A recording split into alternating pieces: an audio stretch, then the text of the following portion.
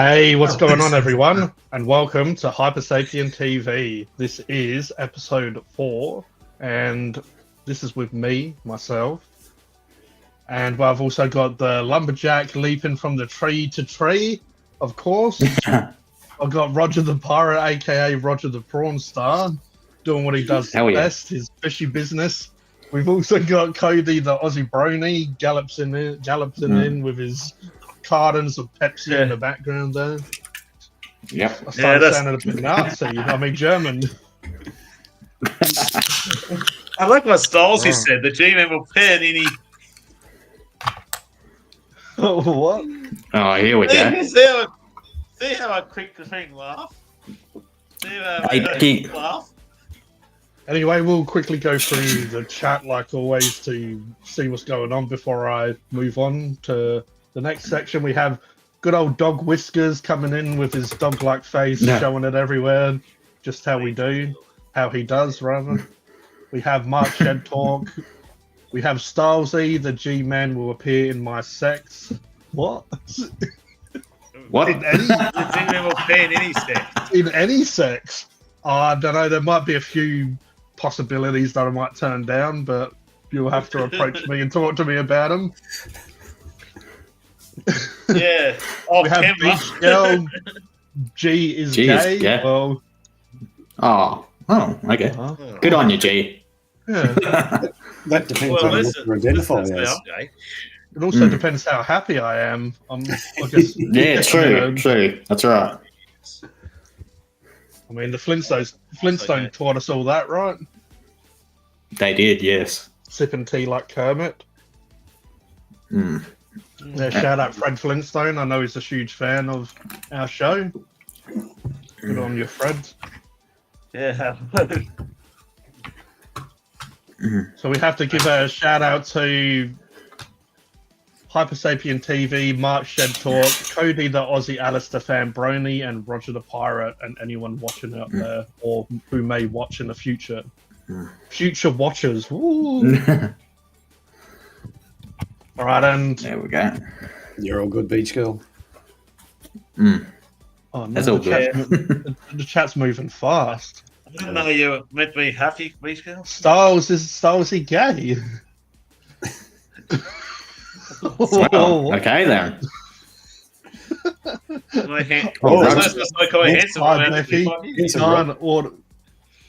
I'm at the pub, so can't hear. Hopefully, won't be ages. Bloody hell, that's not like you, Becky, to be out at the pub. Playboy Cody. What? Sorry, everyone. My apologies. Hi, handsome Roger, Playboy Cody. And then we got Evening Old Pete. Hey, Pete. Mark the good boy. I'm a good... Oh, come on. I'm a good boy, too. Most of the time. The funny thing is, when Mark rocked up before, I'm like, oh no, here comes trouble. He's going to have issues. He doesn't know if he's a good boy or trouble. Well, maybe Beach Girl... If you want to, Simon. Beach Girl needs to go watch the Lumberjack song on YouTube by Monty Python. She might have an understanding then. If anyone doesn't understand the reference, I'm on Lumberjack, if that's okay. Sorry. Okay, but before this gets any more crazy, I want to give a shout out to Funk and Hungry members. We have the gay boy Stylesy himself. We have Kavadu Duo. Kavadado, whatever. Yeah. Kavadadu. We have Becky's Fishing Adventures, Vanessa, Dogface himself, who's hiding. There he is, this guy here, and Just Rant Already. Shout out to them. And now we're. So anyway, how's everyone been after all of that craziness? We're doing pardon me. Getting back on track and ready to leap into this night of fun and frivolity. Well, just yes. Well, apparently G and I are peace. Peace. I don't know if I've ever been compared to with peace.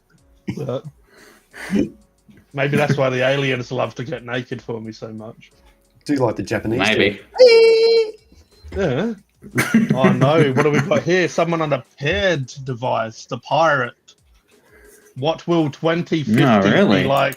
Here you go. That's one's for you. 2050. Oh, pirate. bloody hell. AU Gigashaw. Ooh. You see that that one big there, one, Roger? Yeah, I see it. They say the 2050. pirate. I don't want to think What that will far 20 into Yeah, the there's future. 2 people. What will 2050 Yeah. be like? Do you have any? It'll be 70. I'll be an old fuck. So what do you reckon? So what do you reckon everything will be like? What do you reckon you'll be like, Roger? What do you reckon the world will be like? Do you reckon they'll have they, them, here, her, their, what, who, Yes. what, when? It'll be even more fucked. That's what it will be. I won't even be here. I'll be dead and buried by then. Or Do you reckon? Yeah, Do you reckon? my brother said hi on my channel. Hello. Hey, Gigashaw. Maybe Trump will get shot the other side and it'll even it out, and he'll be able to have 2 pillows. So then when he feels tired, he doesn't have to worry about. I haven't looked into that much, but that's pretty sus. I mean, that was just too easy. Yeah, I mean, I don't look into stuff anymore, really myself either, because how much more sus can you be, as you said? Like you don't even have to. You don't even have to go. Oh, wait a second. Is this sus or not sus? It's just all sus. So you just. That's the question. Sus or not to be sus? That's the question. Exactly. Right. Yeah, I'm not sus at all. Yeah. Yeah, like, Middle finger. speaking of sus, have you seen King Charles' bloody fingers? They look. Everyone's seen baby carrots, haven't they? Have you seen baby carrots? Yeah. Yeah, if you've seen a baby carrot, then you've seen King Charles's fingers. For someone who's about 6'3" or 4, whatever it is, he's got short fingers. I've probably got longer fingers than he does.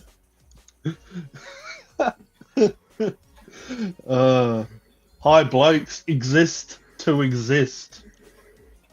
Hello there. It's so sus as pure susness. What is his fingers? How would the hell would he be able to pick his nose if his finger wouldn't even be able to get in his nose? It'd be like this, like, unless get his wife to have Pokeballs, get a tongue up there.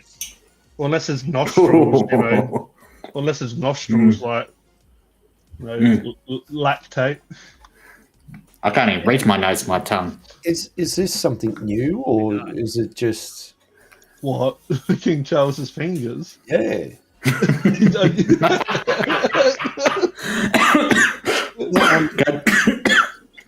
Yeah, Dining. Come on, that's Cody. why I said. Don't die That's on why I us. said. That's why I said they're like baby carrots. They grow every year. They drop off and then. Oh, I'm giving myself hiccups from my stupidity. Oh no. He's probably anemic out of the Dragon Ball Z's. Cheers, there, Nightbot. Yeah, Are you doing your job? Yeah, finally. So apparently, Pete likes Trump. Isn't Trump a type of vegetable? Isn't that like a winter vegetable? Could be. Well, you got the cackling old Harris competing against him. Oh yeah. Mm. Yeah, see, like Mike said with the other stuff, I haven't really bothered to pay attention to much of that. I did watch a little bit, of course, of Trump and Biden, like, you know, arguing like a couple of old, you know, decrepit individuals. I don't think it was arguing, was it? I think Biden had no idea what he was doing. Yeah, He even doesn't really these days. That makes two of us, Mark. Even did I. I don't know what the hell he was on about either. Talks a bunch of gibberish. Mixed up friggin' Putin with the friggin' Ukrainian president, Zelensky, whatever his name is. Yeah. President of Ukraine, President Putin. I think Putin's Russian, not Ukrainian. I'd seen that clip. Yeah. I have to say, I did have a pretty nice Putin myself the other day. TMI. Exactly. Yeah. Geez. We're only 10 minutes in. I thought you were saving that till later on. Oh, that's right. I was just telling these guys that the real juicy stuff comes till later, and apparently this is just the mild stuff. Yeah. This is You just say. the spiciness level. We need to have a level of spiciness. It's just at mild at the moment. That's good if you want. I can get some curry powder if you want. Have the being covered. I can spice it up for you. Yeah. Chuck some curry powder or something. Yeah. Well, we've been dining out more recently at Carl's Jr. and we're finding that their burgers are better than the ones that keep advertising all the time. You know, the ones that say that their burgers are better. Carl's Jr. is rocking it for us. As myself and Styles, really the quote should be the burgers are microwaved at Hungry Jack's. Jeez. I've seen it so many times. They have like a lot. Well, they used to call it the line at McDonald's. The line is like where you bring the burger down to dress it, which sounds stupid if you don't know the lingo. Come down the line so I can dress my burger. But yeah.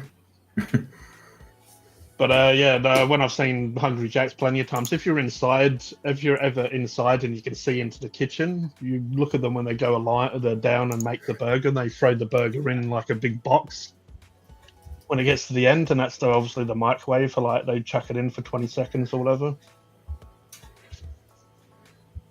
Oh no. People are getting into the cheese-spiracy or the crazy stuff already. I don't care for any of these modern politicians. Give me Maggie. Yeah, Margaret Thatcher. Carl's Jr. are being closed down in Oz. Yeah, well, the one down the road here from us is going great guns. Yeah, I think I've heard they're doing really bad, but also I've heard the ones in South Australia are staying open. There must be different like franchises that are owned by different corporations, and then obviously some corporations are finding it difficult to want to remain open. We got good old Peter in the house. Hello there, Pete. Hey, Peter. Carl's Jr. in Styles, he just said it. We have AARR. I don't know if that's some sort of Klingon or Klingoff or Klingoff. Everyone in the pub, shut up! I could hear. Here or there. Yeah, everyone in the pub there, shut the hell up. KFC is better than Macca's, or Pete coming in with a controversial stuff already. Hey. Smart ass Robbo 5 Life. It might have got he. Isn't the main difference between KFC and Macca's that the clown at Macca's was a fictional character? Which probably out, Becky. Imagine KFC did breakfast. Oh, that would be good with one of their biscuits, aka a scone, aka merry old Cheerio England. One of the cafes in the small town I live in does breakfast. Bloody hell! I must have said something wrong. Cody was just getting up and he's ready to leave. Yeah. KFC, I wouldn't do that to you, G. Becky. It's down near across the road from the ex-services club here, Becky. The club here. Live. Across the road from the ex-services club. Looks like Cody's ready for world domination. Look at him. He's $10 and 3 points. This is the equivalent of Superman in the phone booth. Look at him go. He's getting ready for action. Is it getting a bit cold up there, is it, Cody? Yeah, just a bit cool, yeah. What do you got, mate? It's not so fresh. At the moment it says it's 18 degrees. It's supposed to be 9 tonight. Yeah, it's 13. Getting down to. I wish it was 18 here. Give me some of the warmth, Cody. What do you got, Roger? 5.6 degrees at the moment. Oh my god! Holy shit! Bugging me dead. We've got 9 here. You know, the pretty much this week has been 3. pretty good weather here in Adelaide. The old Beckstar 5001 3 says degrees. $10 Imperial pints. So yeah. Well, next week here it's meant to be getting up to 28. Oh wow! It's Yeah, a they heat. got up to. I think it got up to about 19 here in one of the days. Oh yeah, that's Last alright. 15. I think it's Yeah, alright. got the minuses through the week, minimal. I love minuses. Not. Oh yeah, stuff like that. Director Give me my, Stalsy give coming me in my with hot the weather. facts. Ugh, jeez.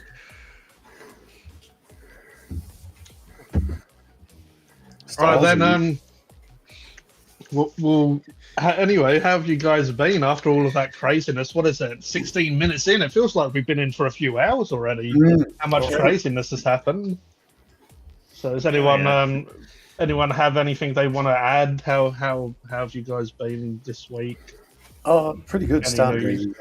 to get back into the swing of things. We're getting some stuff done around here at home. We've been doing a bit of stuff around here at home. We just seem like we're achieving things slowly.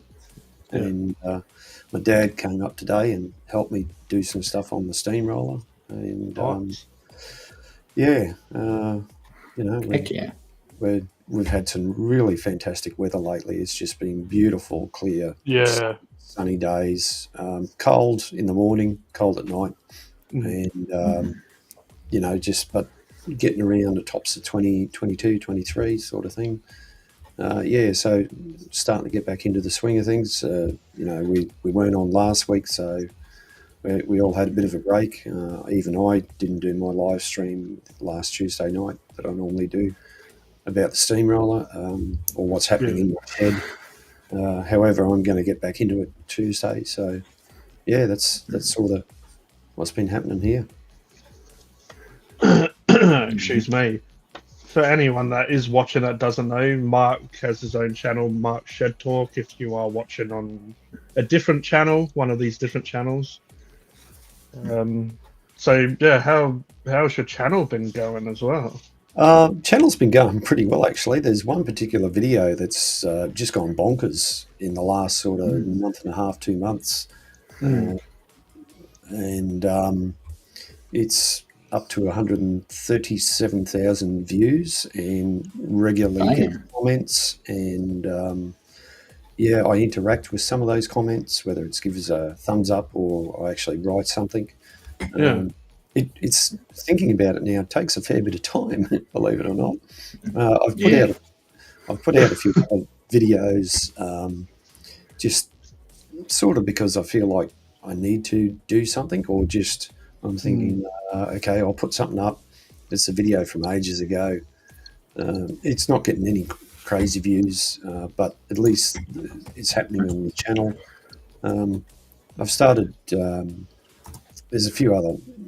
I'm doing my usual watching of, the Y files, a few other videos and things that I come across and like. I'm a bit behind on a few things, but other than that, it's going pretty well. Thanks for asking. No worries at all. Just before we move on, anyone that is watching, I don't know why I'm doing this because I'm kind of trying to make a list. We're back to the list for anyone that knows about the list. Everyone remembers the list. Cody remembers the bloody list. This is 2.0. Yeah. So as much as I gave people shit about lists and laughed about lists, almost giving me a lisp, talking about lists, tongue tying about lists. But yeah, we've got a new list. So yeah, we're trying to. Well, not much is going to change, but the reason I mention it is because Mark was saying about the Y files and stuff. So we're going to try to save, I guess, the more adult stuff, the Cheesepiracy stuff for later, sort of the second half of the stream. The first half is more just news of the week and talking about, how these guys have been, how everyone's been, and the rest of it. But speaking of that, how have you boys been down there, Cody and Roger? Just got over the flu from last week. That's why I'm glad you didn't have the That's why I'm glad you didn't go live, because I wouldn't have lasted a couple of hours with the flu I had. Yeah. I probably struggled through an hour before my head would have hit the table and fallen asleep. Yeah, that's fair. I'm spending a little bit of the day with my niece, and I was doing a bit of just tidying up a spare room that I have and stuff like that. So yeah, it was just. I thought it's just probably for the best not to. And then later I was like in feeling a bit emo or whatever as well. So, I was listening to emo music or whatever those young, old people do. But yeah, Stolsy says, glad you feel better, Roger. Yeah, heck yeah. So that's fun being sick. Yeah. And also, while we're speaking to Roger, how has your channels been going? And your content? I've been steady. Yeah. I've been steady about 450 subs. Yeah. That's good. We try to get we try to get Robert Five Lives up to 500 because it's been stuck in 492 for a bit. He's got to go live at 500. First to get to 500. He said that weekend after he gets to 500, he'll go live. So besides Robbo and getting subs and going live, and is there any other stuff on the channel that you would like to share? Like, is there any other future stuff that you're going to do? Are you just going to? I've got a few videos on schedule coming up in the next couple of weeks. One was a British beer. Oh, nice! It's not Boddingtons, is it? Yes. I love Boddingtons. This one's not that one. And there's a couple of them in the backlog and that coming up in the next couple of weeks. Because we schedule our videos and that. We got an alcohol one, and the only reason we put our alcohol ones later in the day because it's alcohol, and we put ours early in the evening and that. Yeah. Non-alcohol stuff is in the mornings. Non-alcohol stuff, and we decided to put the alcohol stuff early in the evening. Anything with alcohol. The obvious reasons. Yeah. That's fair. Sounds good. Sounds like we've all got some good. I know that Roger and himself down there and his brother, they do a lot of content that's a little bit similar to myself, Cody, and other people we know. But I do like the alcohol ones because there's not that many people we know that are doing. So it's kind of what I try to do with snacks. Try to find different snacks, but they do it obviously with alcohol. Everyone watching can get a little sneak peek of what I reviewed today. So Skittles, and they are clouds, and they're basically Skittles, but they're like soft little pillow lolly candy. Okay. So yeah, I thought that just reminded me when I was talking about Roger and what he does. But then the crazy part of us weirdos, or I'm speaking for myself, not speaking about them, that do these sort of reviews is this little bag was like $6. Wow. Fucking hell. Wow. Yeah, thanks. And when you're getting carried away, have a few, and before you know it, the bag's gone. There is a few in there, so if you were taking your time, but it starts breaking it down to like a stupid amount. That's the biggest part of sometimes doing these reviews is like, do I want to bloody spend that much on that? Nah, hell no. Videos now, Robbo. Well, that's a good idea. What you're doing, Roger. That you do your, non-alcoholic stuff in the morning, and later on, you're doing a review. Yeah, I think that's a great idea. Yeah, because that's my brother's idea. Because he said that most people usually come home and have a few beers in the evening and that. Yeah. And we started have those hours in the evening and that. because next couple of weeks are going to be alcohol beverages. Like I did one on Friday, and another one had been alcohol one from England. It was kind of like I was saying about the after dark stuff. It's also when you have get-togethers or whatever, the parents always stay up later than the kids. So with you doing your alcohol reviews later in the day, the kids might go to bed and the parents might want to watch that sort of content more so than during the day. So you might get an influx of people that come in and give you a boost. Yeah, I know that. Yeah, most of my views from Australia still, which is surprising because I don't get that many overseas views and that. Yeah, it might be something to do with your content might be pushed more in Australia as well. Yeah, that's what I'm thinking. So it's pushed to those audience, so demographic or those regions or whatever. Speaking of, Cody, you can't get out of this. Oh no! Don't act like we forgot about you. How have you been going? And before I carry on, just shout out to Sakal. I saw him in the chat. Didn't want to stop whoever was talking before, but give him a shout out. He's here. Welcome, and we appreciate you being here. But over to you, Mr. Brony. What have you been? You and Alice have been getting up to? No, nothing much. Today was another Crows games, Geelong and the Crows in Melbourne this afternoon. Yeah, it was a decent game, but Geelong won in the end by 5 points. Still a pretty good game. Was it Monday? Well, before I went to town on Monday, I caught on. No, I didn't know. It was on Monday. I went to Hungry Jack's to try their Biscoff shake. Oh, yeah, right. Yeah, it was last week. I went on. I used their self-serve screen, and the guy behind the counter said they'd sold out of the Biscoff sauce worldwide. So wasn't able to get it. Yeah, that's what he told me. I think he might have been I think you might have been exaggerated a little bit worldwide, but yeah. I'd seen Grego do a video of that last week. I thought, I'll try that this week, but I was able to try it this week, which was good. I taught Biscoff up, but Jesus, being sold out worldwide. Yeah, it's crazy. Good thing I was able to get this week. Yeah. Crazy. Did you not try it when it was around last time? Because the Biscoff stuff's been around probably about a year ago.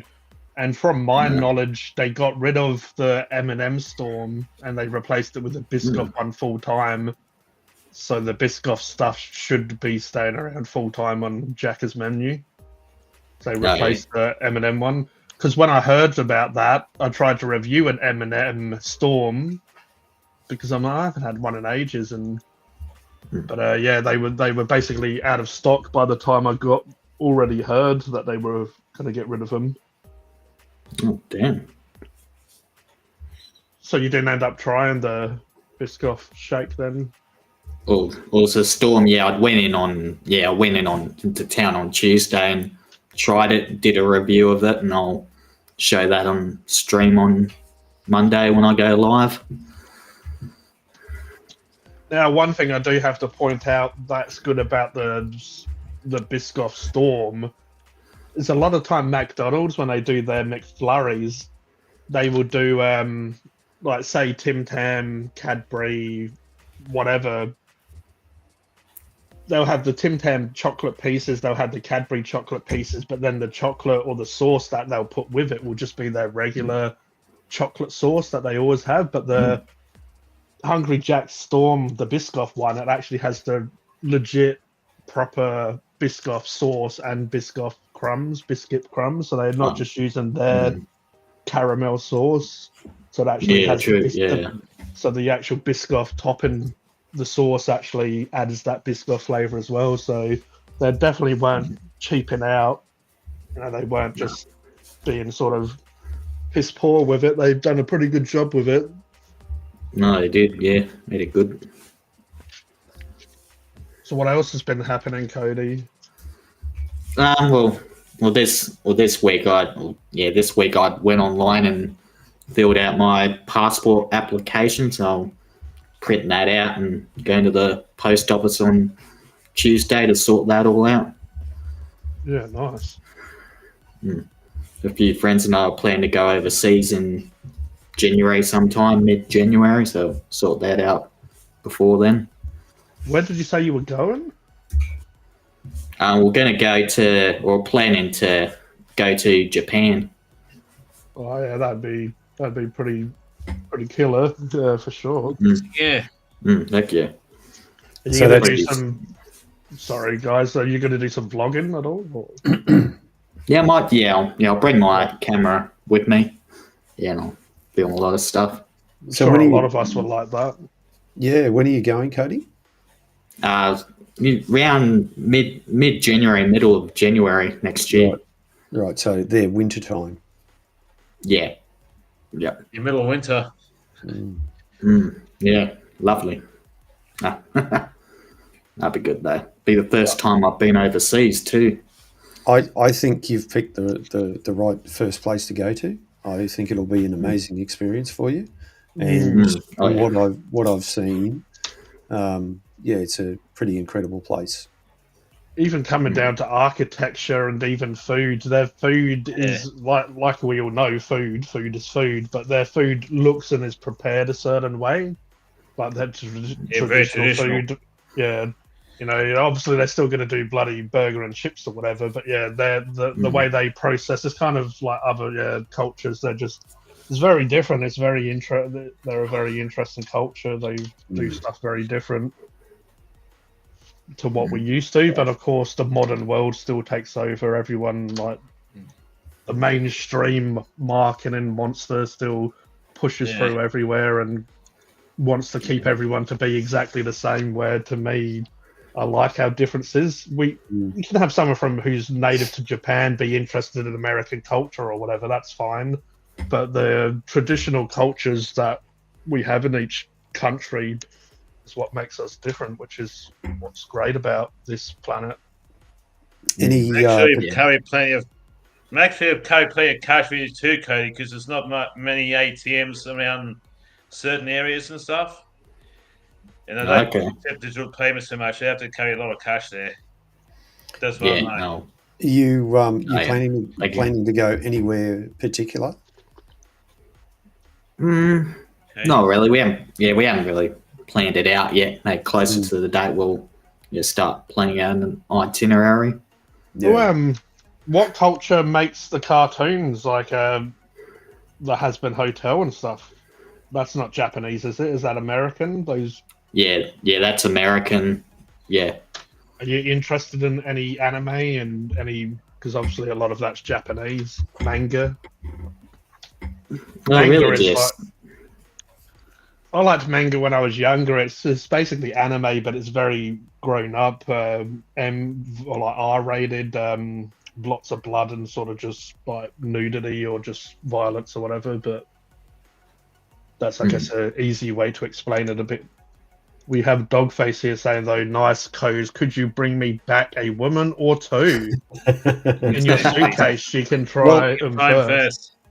At least the women would fit in suitcases. Well, on a more serious note, Japan's birth rate is well under what they need to do to sustain their population. So there's actually, whether it's just a cultural problem or what, but their birth rate, and Elon Musk has talked about this. So you never know, Cody, you might find yourself a nice Japanese lady.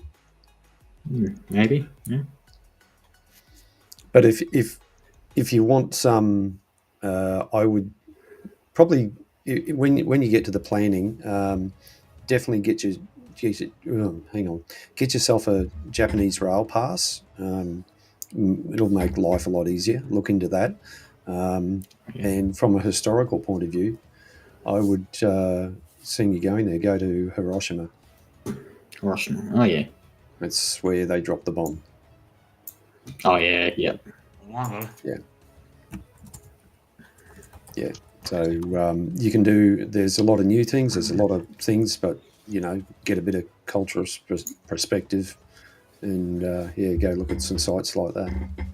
You'd be amazed what you see there, Katie. Too, you'd be amazed. Oh yeah. They got a blend. They got a blend of the old and the new, like culturally in that. You'd be thinking, blend of the old and the new, yeah. Yeah. And like Mark said, get yourself a rail pass when you're there. Yeah. Because you need it. You need when you're there.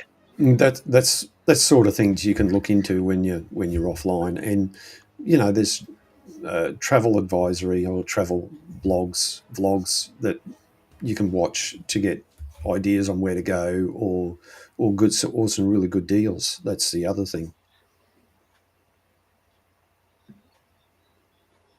Now, for me, pretty much, I've been wanting to do some content for a while on my hobby channel, so I've ended up doing this skin deep. For people that know me on different social medias would have seen this already. So this is what they call a bust. I do have the box back here, which I did review when I first got it. These Broken Toad, which are basically nice Kalinsky sable hair brushes from the Broken Toad company. I did review this and got a little bundle with Skin Deep, which is a high detail model bust. The reason I ended up doing this is he does actually have a mask here as well. So it's kind of like a almost Phantom of the Opera mask as well. And he's obviously a jester. But if you do look at the face, I do have pictures on Facebook for it.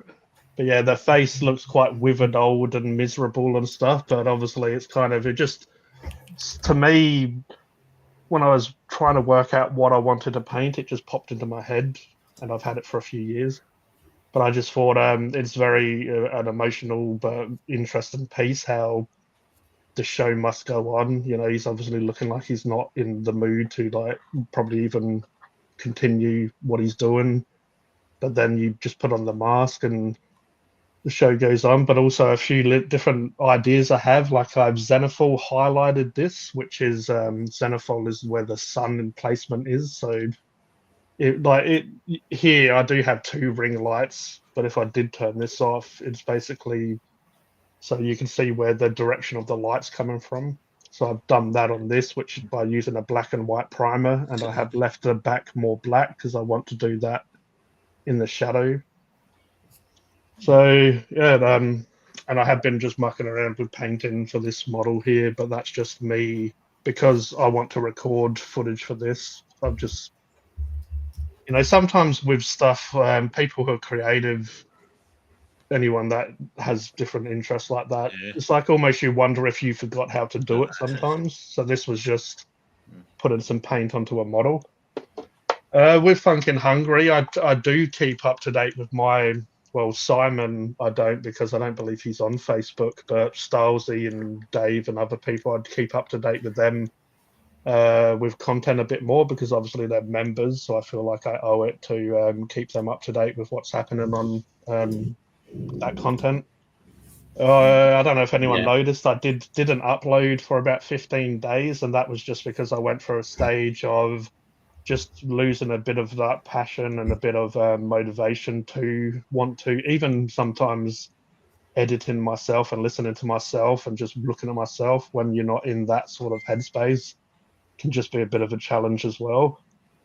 Like you can kind of get a little bit of sick of yourself, I guess, in a way, if you're editing and just listening to yourself, and especially if you're trying to kind of escape yourself. The last thing you want to do is listen and stare at yourself when you're trying to escape reality a bit. But yeah, I had a couple of videos that needed to be edited for a while, and I did release one. I still have one that I need to do. I've been keeping the members, as I said, up to date with that a bit more. I did record some content today, like I showed you guys before with one of the items I showed. I did do a couple more videos today. I did do a video that I recorded at someone else's house, and they have puppies and stuff, so there was a lot of dog noises in the background. So what I might do is either make that video a members only video or I'll just release it to everyone. But there is like, a lot of growling, chirping, little noises and stuff as I'm recording. But I have recorded in different weird situations before when there's been stuff going on around you. When I've recorded in public places before, in like cafes, I can't just say to the old ladies in the corner chatting, eating their raisin bread toast, I can't say, wait a second, do you mind just stop talking for 20 minutes while I record and stop eating? I'm sure they'd love that. What else has been happening? This year I felt has been a huge year for me for a few different reasons, but obviously saying goodbye to a best friend of like almost 15 years was huge. But I'm a pretty big Eminem fan. He brought out a pretty controversial but album that is very decent, but also another moment was Deadpool and Wolverine, because you just need to relax. G, I can help you with that. I thought I was gay. You can help me if you want. But yeah, because I've been a huge fan of Marvel since a kid. I've said on live streams and stuff before. I met Stan Lee, and he was a hero of mine. Even though he didn't create Wolverine or Deadpool. He obviously was one of the big head chiefs on Marvel. But yeah, I've liked Wolverine since a kid. I was one of those little kids with a little Wolverine doll that had the little claws that come out, and then you press it so much that it breaks, and then the claws, you have to push them in yourself and pop it because you've broken the mechanism by doing it too much. But I ended up watching that. Obviously, we didn't go live last weekend, so I would have seen that last Thursday or Friday. Deadpool and Wolverine. But yeah, I'm not going to spoil it or whatever for anyone, but do you guys ever have a moment in life where the moment is just so satisfying that you can't comprehend how to feel, really, how to react to the moment? It's like a moment that you've wanted your whole life, and then when you get it, you're like, don't know how to react, and you're not disappointed or you're just so much in that moment that you're like, oh my god, do I laugh, cry, shit myself? But that but that happened one time. Definitely, I mean, it happened a lot in that film because it's just so nostalgic, and it's just breaking the fourth wall. Which is the way Deadpool does that in comics is he will address the person reading, so you yourself who's reading, he will talk to you directly instead of like through dialogue. But obviously they do that in the Deadpool films as well, which is really well done, and they just have a lot of craziness in it. But yeah, there was one part with Wolverine, and I'm just like, man, I've waited my whole life just to see like Wolverine actually be Wolverine. Like he is like, just like it took me back to that little kid who has like all these toys laid out at a Wolverine, and like, yeah, I'm just gonna kill all of these hundreds of other action figures. It just took me back to that little kid with an action figure, but seeing it like played out in real live action. But yeah, so that was a pretty intense moment, but also the film was just really, really crazy and funny. So there was no wokeness in this one, so to speak. Oh, there's a little bit, but it was like a little bit. There was just, like pushing characters that, just like sex diversity and gender diversity and like race diversity and stuff, which can be good, but can be obviously bad. But like just changing characters to suit a bit of an agenda. But yeah, I feel like they paid out a lot of stuff that we all, especially if you're a movie fan, a Marvel fan, even Marvel Cinematic, the movie fan, like they was like Deadpool was addressing some of the stuff directly that's happening within the franchise. Like he'll just call out stuff that you have probably thought yourself about a certain situation in the Marvel universe, like in the when it comes to the film side of stuff. Like he'll call it how it is, so which is great because it's kind of what you need. Yeah. And it's just interesting to me as well because Eminem was doing that in his music, and it just feels like it's at that stage where it's like, do you remember auto tune, the music style? So when that came around, or even they say this in Deadpool 2, dubstep, like it's interesting at a point where something gets created and is oversaturated to the point where people get annoyed with it, and then at the point where it dies off. Because with this woke sort of stuff, it seems like people, big entertainment, like either actors, musicians, even films and stuff, they're starting to actually question or push, like, have we gone too far with this woke bullshit? And it feels like they're starting to pull away from that now because they're realizing, and that's sort of what I found interesting with Eminem, because he addressed wokeness in the album, and then you, like Mark, you mentioned it in Deadpool, but also Deadpool does address stuff with what's going on at Disney and Marvel and stuff at the moment, which is just, it's kind of like you were trying to be too creative, you were trying to be too like amazing, we've given us so much amazingness that you just lost your way, and you just at some point just it stopped being fun. Well, it stopped being fun when they shoving it down our throat without letting up. And they're doing that. There's two particular franchises that they're doing it with at the moment, which is pretty disappointing. Star Wars and Marvel, or Star Trek, Doctor Who. Yeah, You know, and if you look at their ratings have just plummeted compared to what they used to be. Yeah, so it was in a way, I feel like the Deadpool they're trying to reboot the Marvel universe with Deadpool. Like they're trying to, oh fuck, we fucked up. Let's like go back to when it was good again, and like just get rid of all the bullshit from. But they're going to have to follow up with some good stuff, though. They're going to have to. Oh yeah. They can't just do it and go back to what they're doing. They've got to. Okay, they've sort of hit a reset point. Then you've got to keep following on with that. Well, now we're starting to get into news of the week, stuff that we've noticed this week that were interesting or either made us laugh, cry, or cringe. So we're on the Marvel train at the moment. So did you hear who the next two Avengers films and the big enemy is going to be? Anyone that's in Jr. is back. Iron Man, Robert Downey Jr. is back as Victor Von Doom. Yeah. Now, I have read a lot of Marvel stuff, and there's a lot of Marvel I haven't read, and I have read stuff where Iron Man and Doctor Doom and how it can be very overlapping and confusing.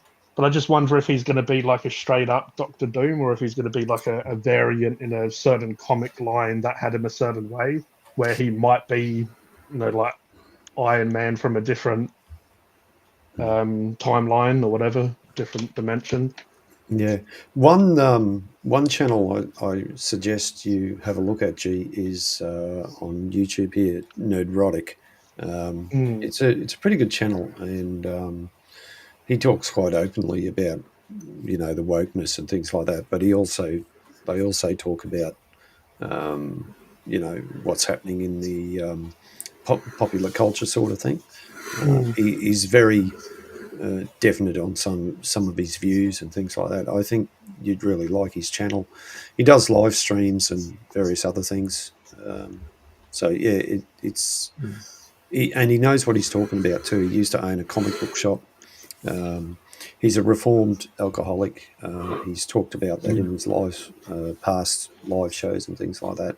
He still struggles with it, but him and his wife got out of San Francisco and they moved to Texas, somewhere in Texas. And he also does He's got quite a good following on YouTube, so he works hard at it. I mean, you might find it interesting. Yeah, like I haven't stuck to it as much, but when there was a lot of good content coming out from different companies, those Comic-Con, those big events they have, I used to watch the panels a lot because I used to like listening to the inside information, how they normally have the director, some of the cast there, and they do the panels. You know, they do like the big Star Wars ones, Marvel ones yearly, and the rest of it. But still sticking to this topic, I've been watching a little bit of the new Batman animated series, and for some reasons, sticking to this woke diversity type conversation, they've made Penguin in that series a female randomly for some reason. Yeah. The character as well looks exactly the same. As in features and the size of the person, the actual characteristic and features of the person, but it's just a female. Yeah, Now, that's just gender swapping. Yeah, and when I saw it, when I fucked. saw like a article about it, I'm like, this is pretty whack and stuff like that. But when I did actually watch it, funny enough, the character is exactly the same, but just a female. So it's like, it's not actually bad. It's not actually bad as in a way where like you've ruined my childhood, but also it's like why? And so far I've got I don't know if they're biological, but it looks like she's got a couple of sons or whatever that her henchmen are like her family or sons as well. But also then it makes it. I found it made it a little bit weird. It's like even though in a lot of this stuff they don't just beat the hell out of each other, they use gadgets and stuff. It's like you basically got Batman fully you're beating on a woman as well. And now even worse than an animated man beating on a animated woman. News of the week. What about in the Olympics? One of the Another biggest boxing event. one of the biggest topics this week was biological man who is now a trans woman in the female. See, I haven't actually watched it, but you don't need to watch anything into 2024. You just need to go and look at the first meme that shows you. Because if you know the memes, you know exactly what's going on. Really, that's what I was saying to these guys backstage. Is these days everyone was outraged that I've seen like Logan Paul saying that he's going to allow that woman to fight under his company or whatever. It's like people get outraged. They try to make a stand like that's it. I've had enough of this. I'm going to do something about it. And what do humans do? Go and make hundreds of memes about it. That's what we do these days. We go and make a good old couple of memes, and then that has showed them. So what's Pete going on about here? It's about some asteroid. It has a chance of hitting us between. Yeah, they say that all the bloody time though. So I just. But that's 2175. I mean, we'll be all gone by then. We won't have to worry about it. Yeah, we'll be dead. Unless our even Mark Zuckerberg be dead. All of us will be dead. But I swear sometimes science, they got more money or funding than common sense. It's like, what do they sit around? It's like they're a bunch of stoners and they're sitting around, they're like, yeah, according to this device, man. pretty sure according to this device, an asteroid's going to hit us in 2175 and we're going to be stuffed. We're going to die. There's no proof of it. However, they'll sit there and say that there's no proof of alien life out there. Yeah. No. Have you found any aliens out there? Oh, no. No, that's not possible. There's aliens waving in a spaceship at them. Hey, quickly move on. What's this? Another asteroid that's going to hit us in 2,000 years. That's probably going to kill us. Yeah, that'll distract them. That's it. Yeah. Yeah. Well, here's something, Roger, to help you and your brother out. I just thought I'd post this little interesting fact. Hang on, where are we? Oh, come on. And it's not going to do anything. Why won't that do anything? Let's get rid of that and do it again. and I've just blown it. Oh, I see what it's doing. Okay. Just hold your horses, everyone. Okay, I'll hold my horse. Yeah.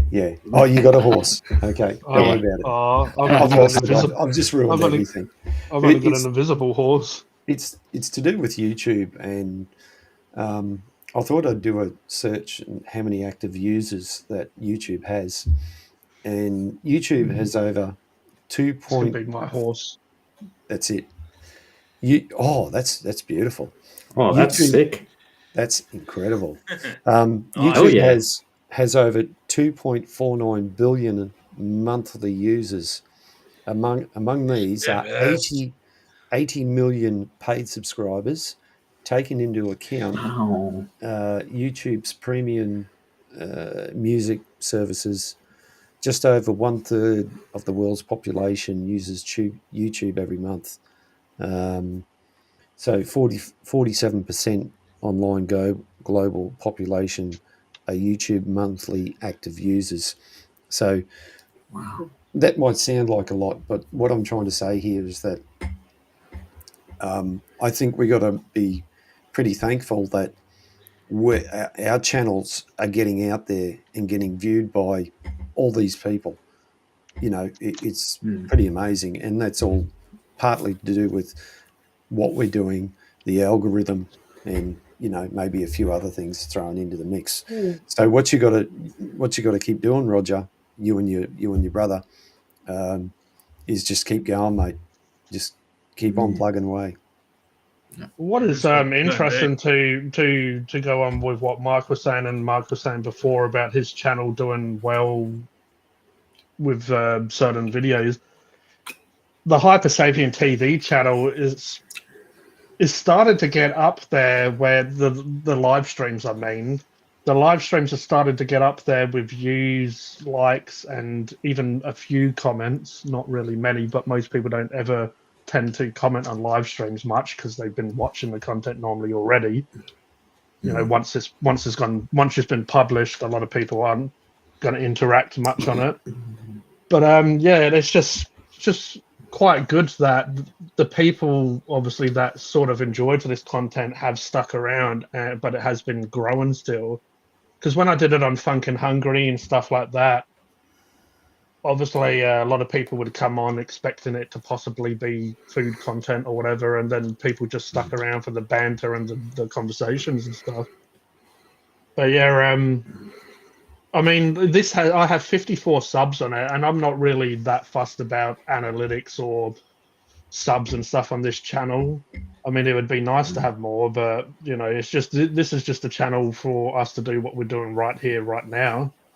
But it is still interesting to look at numbers and stuff like that sometimes, just to see what spikes it, what makes it go up. But a lot of the stuff is starting to go up in the green, meaning that views and all the rest of it is just going up.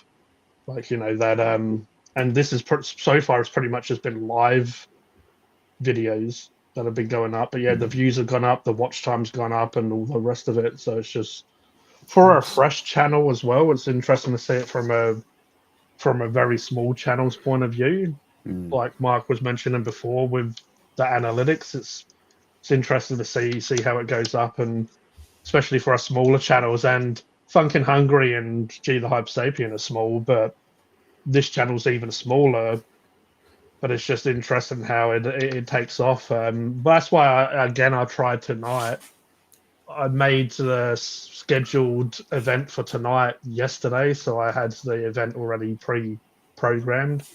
And that was because not last week, because we missed it, the week before, I had 18 likes, and that's quite a fair amount for a channel that only has like 54 subs in itself. Like if you think about it, it's almost half.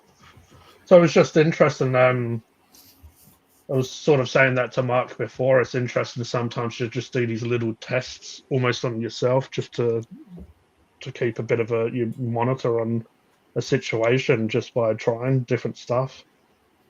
Well, I've noticed on my channel, I'm up to 693 subscribers now, and I'm sure I've lost some at some stage. I did have a look at the analytics, but I'm pretty impressed with that. And that's thanks to you guys helping me out, promoting my channel and other people. It's also thanks to one of my videos, which is going crazy, which I still can't sort of believe. But I think regular content, people are looking to be entertained. They're looking for something different. However, when you do go and look at the analytics, you'll notice that most people only watch a video for, I think it's about a minute or something like that. It may have a lot of views, but if you look at the actual watch time, in some cases it's only like 30 seconds or a minute at the most. So you're pretty lucky if someone's going to watch something all the way through. And as G pointed out, often they won't comment, they don't comment.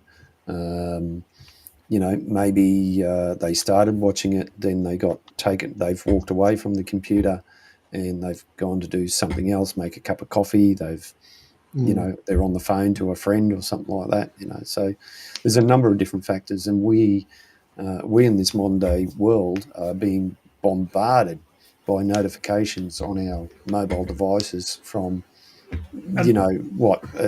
two dozen platforms easily that throw content at you, constantly. Yeah. And as much as I like having notifications on for stuff, because it's like, I want to be notified when that happens.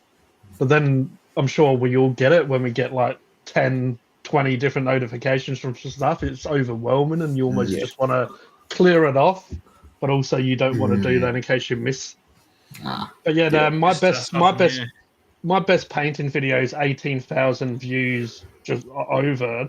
But then if I go into content and look at that painting video, so 18k views, it doesn't even have 1,000k likes. It has 554 likes and only 58 comments.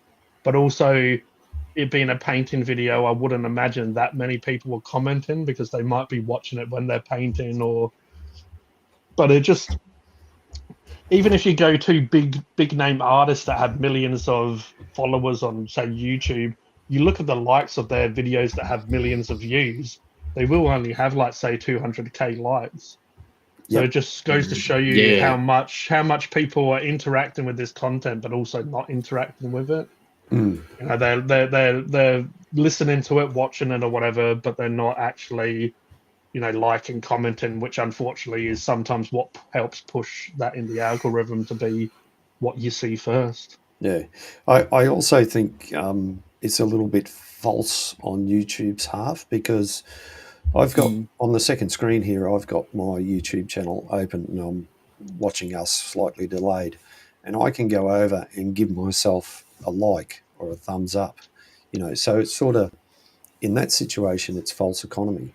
I could probably have 100 tabs open and go through and give myself 100 likes, and YouTube doesn't know the difference, that it's me doing it.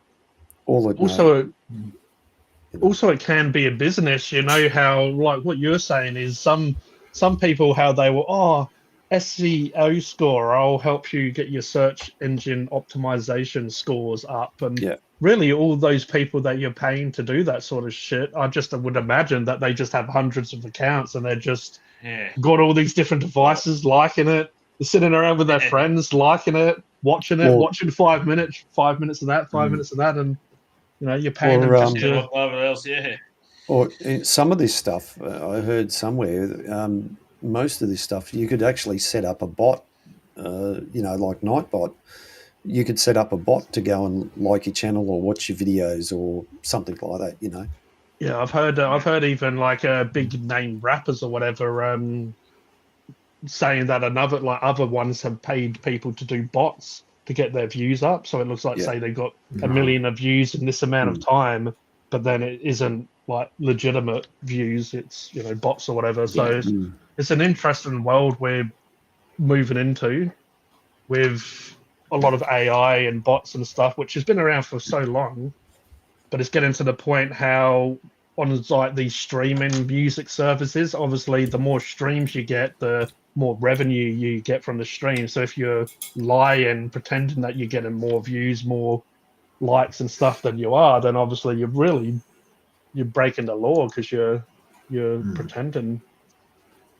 But who knows how much? I'm sure there's laws when it comes to Spotify and music and artists and revenue and stuff like that, just like there is with what we do and YouTube and content copyrighted and stuff. So like bots. Yeah.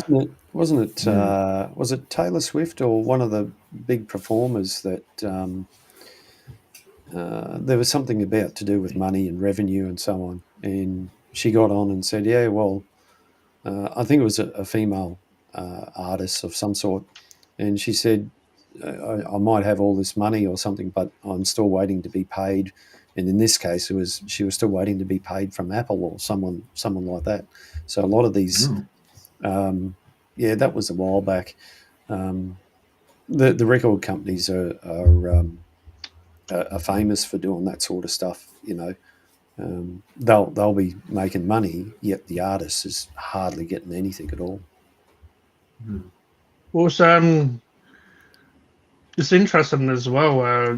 Just how AI's like with Eminem's new album. He did an interview where it was him interviewing himself as his younger self, and they used AI to digitally recreate his face on top of his. It was someone pretending to be him and using AI on top of this model's face. I thought they even did a good job with that. I remember in Star Wars Rogue One when they did Princess Leia and they de-age an actress and then they digitally layer over that layer of skin over the person and it looked exactly like Princess Leia. And I don't know, they modified her voice to have very little dialogue, but just to say a few words. But it's I guess the point I was trying to make is these days, like what Mark was saying, is you don't almost need someone's permission these days. You do because it's copyright, but you could just you don't even need to. You can use AI to mess around with their voice, to mess around with the way the person's looking, and you don't even need really the actual real person around anymore. No. I mean, they do it with music all the time. I remember the 50 Cent has a song called Many Men, Wish Death Upon Me, and so on, the lyrics go. But when Donald Trump got shot, they did an AI version and it had Trump's voice singing that song. So it's Trump's voice saying, many men, they wish death upon me. And it's like Trump doing that song, but it sounds like Trump, but it's just like, it's just so weird how this planet's going. It's like, are we just gonna, didn't we get sick of rebooting every film to the point that no films are good anymore? Are we just going to do that with music, make everything an AI version of this song? And I mean, it's good for a laugh, but when it's more than a laugh, it's like, what are these artists? They don't even need to. It's getting to the point. It's really starting to get to the point where like what's real and what isn't real anymore. When it came to CGI and stuff like that, it used to really annoy me how some people are, that looks so realistic. I'm like, oh, it looks like just a bloody video game running around or a cartoon running around. But these days it's just AI changing voices and the rest of it. It's just, who knows? Just being creative is just not the same as it used to be, really. Have you seen the movie The Running Man with Arnold Schwarzenegger? Oh, years ago. I haven't seen it recently. What they did in that is becoming true. You just hit it on the head, and that was predicted, 20 odd years ago. And isn't that interesting in itself, how we pretty much have predicted the future we're going into? I think the only thing that I'm disappointed in is, remember Back to the Future when they had those Pizza Hut pizzas and you put them in the microwave and they get held big? I'm just, until we have them, we're not living in the future. A microwave pizza that's like this big and then it just puffs up into. Oh, I gotta say thank you to Nightbot. It's coming in doing its thing on my channel. How did you do that, G? I don't know. It says please subscribe to Hypersapien, and then also thank you for watching from Steam Train Mark. Yeah. Oh, and then we'll get back to the chat quickly. Also, I didn't want to stop Mark before, but ladies and gentlemen, we went over the hour. We can now celebrate. Yeah. We can now let our hair down. Whew. Okay. Yeah. Mm. I got no hair. Actually, it's getting a bit long. There we go. Yeah, it's gonna get a little bit grey these days, eh? Wonder why I'm over 40. Oh, yeah. The other day when I went to the hairdresser, I got my beard trimmed and I got my hair trimmed. Sometimes I get both, or sometimes I'll just get hair or whatever. But I look down, you know when you're getting your hair cut and you see on the little baby bib, you see all your hair on it. I'm looking down, I'm like, who's this bloody white grey fox? Oh, wait a second, that's my hair. How much bloody grey or white's in my beard? Thought it was Santa Claus was coming to town for a second there. Santa Claus is coming to town. Wait a second, it's not December. No. So I goes around my sides. Christmas in July. Yeah. That's it. That is it, though. Yeah. Dehydrated pizza. Especially here. Yeah. So I was gonna say something, then all of a sudden I talked about good old grey pubes or whatever. Grey reminds me of grandma's boy. They call it grey muff or. But anyway, back to this via Discord. If you shoot me a link, I'll join your stream for a bit if you like. What do you guys reckon? Yeah. What's up, you? Pete's been on before, so yeah. more So it's you invite on stream. Gee, it's your stream. Oh, wait a second. Is this what this is? Am I on my stream? Are you on your stream? I'm on my stream. I thought, yeah. Same here. And please stream. Just remember, my Facebook and don't cross the streams. All right. That's it. That's it. Is this crossing the streams? That's it. That's the one. That's what they mean by it. Oh no. It's like a Rubik's Cube. It's like a game of poker. Where will we go? Where we'll stop, no one will know. Oh, Roger's at the steering. Roger's the host now. Roger's driving. Hey, Roger's the host.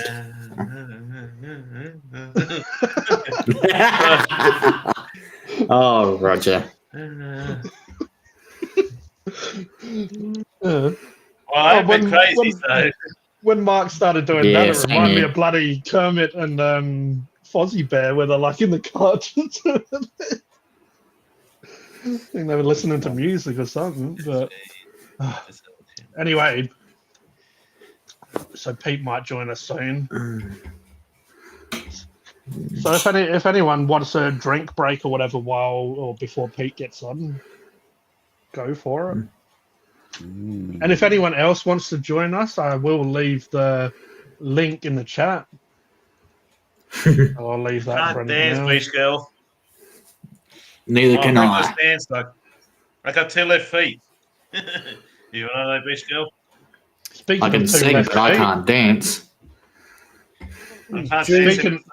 Speaking of 2 left feet and 2 smelly bum cheeks, here we have. That's Cocoa Pops. How are you, Stinky Pete? Hello. I think it smells so bad that he can't even bring himself to talk. Hello. Hello. Oi, prick. How much you had, love? Shut up. Oi, prick. No, it's definitely not home. I was watching some of Hot Fuzz the other day. Ah, hell yes. Oh man, those films are just. I was watching some of after I had all those Guinness on live stream a couple of weeks back. I went and watched. I didn't end up watching it at all, but The World's End. Oh yeah, yeah. Well, that sounds good as well. Yeah. Is that a window or a door, or is it a window? Window. Bloody hell, Pete, man. Let someone else speak. Yeah, I was going to say, right? Freaking rude prick. Rude come in, just start over talking everyone. It's a bit fresh down here, Pete. Pete can go here. I was going to put him in the driver's seat, but I kind of like Roger in the driver's seat. I can't see. Our other friend Pete saying that requires cloves, so nah, I'll give it a miss. Well, it is a bit overrated. Yeah. Look at me, I'm in the TV now. Hey, you're on the TV. Hey, I'm stuck. Someone let me out. Help. It's like one of those old. Are you stuck in there, G? Gee, I don't know. Tell me on. You would have got that email from Restream about the new features about putting in GIFs and other different things. Well, oh, really? I did get an email off him. When was that? Was that last few days, wasn't it? Yeah. I did see it. I didn't read it. I gave it a bit of a try, but it didn't. I couldn't seem to get it to work. Maybe I just wasn't doing it right, or maybe I was too quick for it, or something like that. I don't know. Yeah, when they brought in new features last time and you told me about them, it took me, for some reason, a little bit of time to get them. I remember, I think I logged in and out of the account, seeing if it would, somehow download that. Yeah, you have to be on the new version, the 2.0 version. So yeah. But anyway, I suppose it'll either, whether it'll either work or it won't, sort of thing.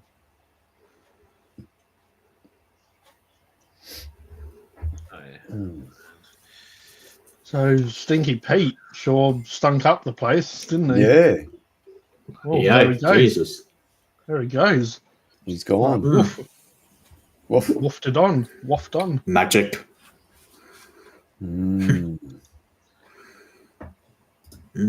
So anyway, how is everyone in the chat tonight? How's everyone's week been? Let us know. If you want to join us, I did share the link. I'll share it again. Choose me. Feel free to if you'd like. No pressure. Feel free to like. No feel free pressure to dislike. Don't feel free. Feel for free. Whatever. Roger's giving a thumbs up, thumbs down. Yeah, that's it. That's it. There you go. Yeah, we can join. Man, woman. Could do a thumbs sideways. Zoom Jim. Yeah, like how everyone, for some reason, have you seen that one? Everyone does these Oh, days. yeah. Like, what the hell? Yeah. What the hell's that? Wasn't it? Fuck knows. It's like the surfers used to do this all the time, wasn't it? Yeah. The new one's like right. the new one's like thumbs up, pinkies up the bum. Oh, right. I thought it was give me a call on the phone. Up the bum. Yeah. Oh yeah, hello. Pops likes it. Hello, how are you? Mrs. Bouquet here. Mrs. Bouquet. I prefer Lady of the house speaking. I prefer to live long and prosper. Hey. There you go. Well, hello there, Pete. How's the stink going? Hey, Pete. Namaste. I can smell you from here. Namaste and stay in Nama. Cones. Hi, Pete. Dog faces on the cones. Dog face on the cones. That's not like him. What kind of cones? I like a free feel. Oh, yeah. Feel what? Maybe we'll like Mork used to do on Mork and Mindy. Mork calling Orson, Mork calling Orson, come in Orson. Now, for you young people, you may not remember that, but I do. Translation from Mark. Remember Robin Williams from those shows when he wasn't Mrs. Doubtfire? Yeah, that's it. Mork and Mindy. Yeah. Mork and Mindy. Yeah, I saw that a lot, but I never got into it. Well, I didn't get into it a lot, but and you still I did appreciate watch the humor for what it is and stuff. It was pretty good for its day. I mean, it's Robin Williams, and You know? If you get anyone that's super creative and trying to do, something a bit different, it could be, I guess, a shamble and a pile of shit, but still you have to appreciate what they put into it. Yeah. What you put in, what you get out, sort of thing, yeah. Yeah. Speaking of pile of shit, where's this Stinky Pete at? I've got antennas coming out of my head. Look at him. There you go. Yeah. Well placed, G. Right. Yeah. There Antennas, Framboni. Oh, God. I just can't get it right. That's right. Hey, everyone. This is Cody, the Aussie Alistair Fambroni here. There you go. You got it. Yeah, there we go. You've seen my videos a couple times. Oh, I must have seen them once or twice, maybe. Yeah. I should do that on Funkin' Hungry one time, just do an intro as Cody. Hey, everyone, this is Cody, the Aussie Alistair Fambroni here. Just to see if anyone notices. Well, I reckon Pete might have noticed. Maybe he needs to update his computer. Maybe he just got sick of Cody having the antennas. But is Cody is sponsored by Hypersapien TV? Has it behind it? Yeah. Not by Pepsi Max, though. Fucking hell. Hey, got Johnny Walker on yourself today too, Cody? I had a few of those when I was over at my friend's place watching the footy, so not drinking tonight. What about you there, Mr. Pirate? What beverage are you on? Alcohol. Wilson County. Oh. Bourbon and cola. Ooh. Is that a nice little drop, is it? It's all right. 6%. Do you like bourbon? Yeah, I don't mind bourbon. Don't mind. I drink most things, Because Kentucky bourbon tends to have like that very wood, earthy flavour, right? A little bit, yeah, a little bit. Sort of. It's like you dropped your. It's like you dropped your drink in the dirt and then you just put it back in a cup and there you go. Yeah, a little bit, but it depends what soil they grow the stuff, like the hops in and stuff as well. Yeah. A little bit of it in that. Yeah, what ingredients are going into it as well? Yeah. All right. So, do you need a cup of tea or anything, Mark? Sorry, mate. Do you need a cup of tea or anything like that? Oh, I might go and grab something. Yep.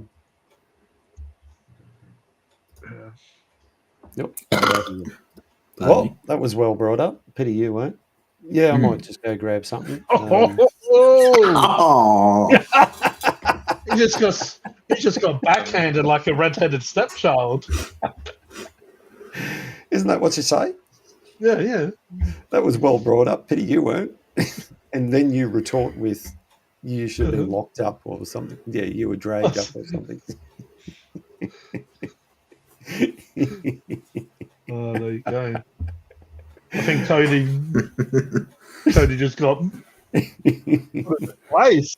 Whoa. Yeah. Roger to handle the situation. It's like Roger was sleeping, man. No, I wasn't sleeping. I was on my phone or something. Well, maybe. Well, you say you were playing with something. Oh, wow. Yeah, my phone. Maybe at 1.5 hours, Gee, we put a little bit of interlude on, and step away and come back. Yeah. Maybe we will. We'll see how that goes for us. We'll see how much the views drop. Well, the other thing is you could put on the 5-minute countdown timer, the sci-fi one.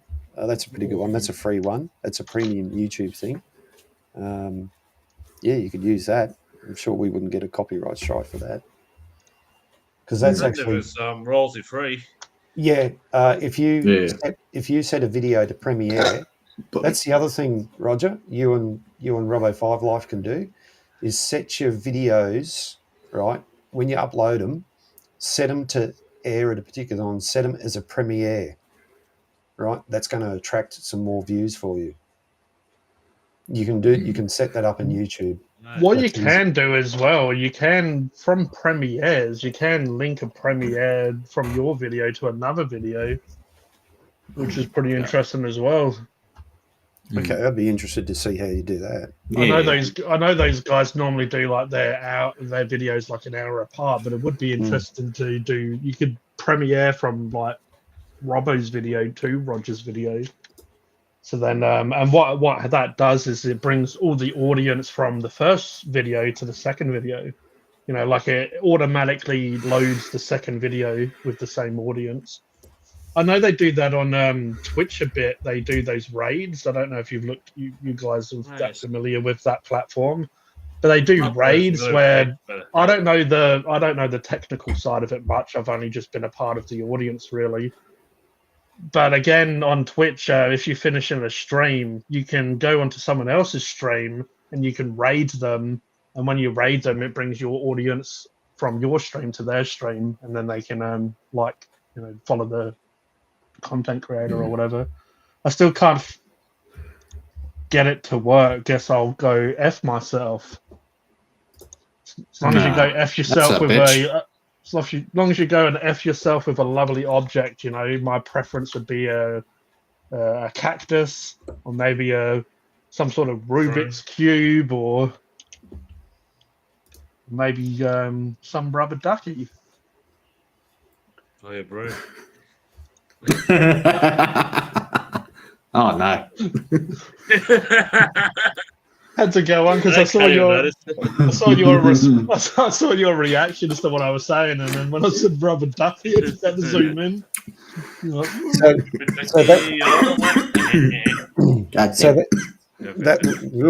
Careful, Cody, careful. We don't want you. That link there shows you all the YouTube countdown timers that you can use as premieres. The first one is the most common one that people use, but there's a bunch of others you can use.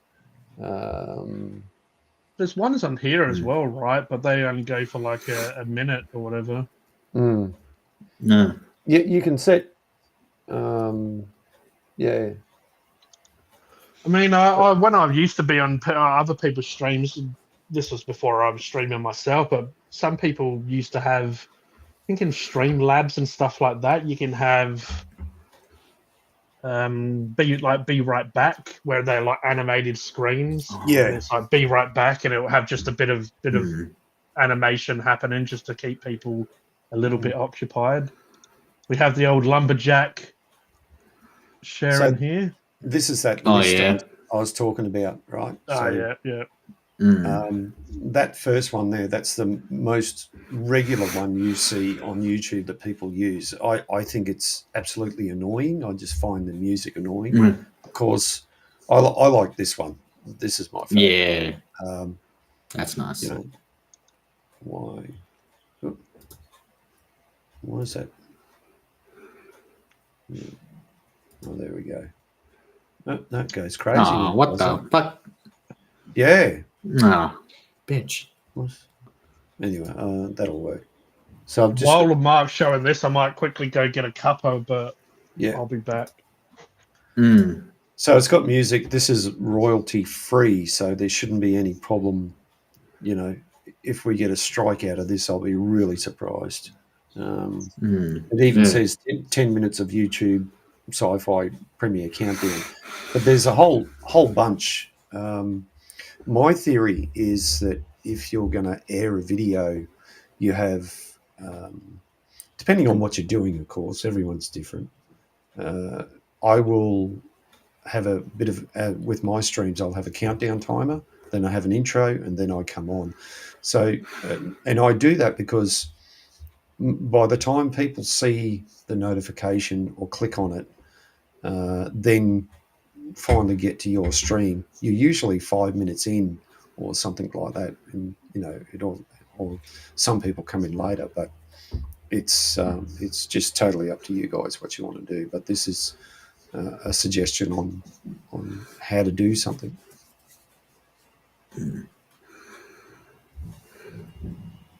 I'll minimise that down. Yeah.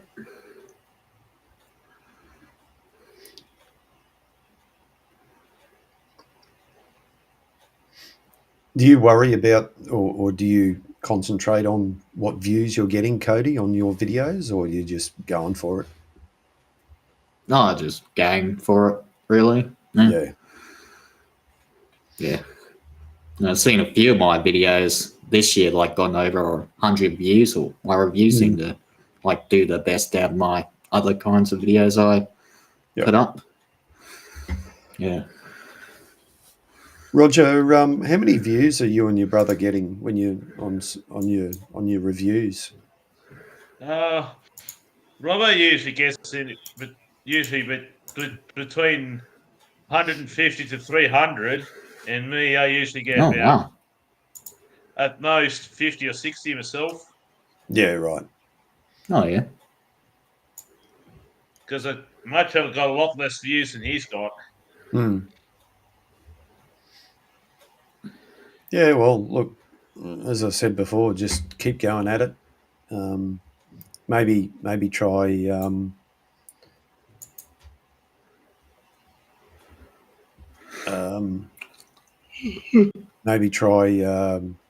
maybe try a slightly different upload time, or just keep doing what you're doing and just build on your what's the names on your videos. Let me. See how many total views I got. Channel.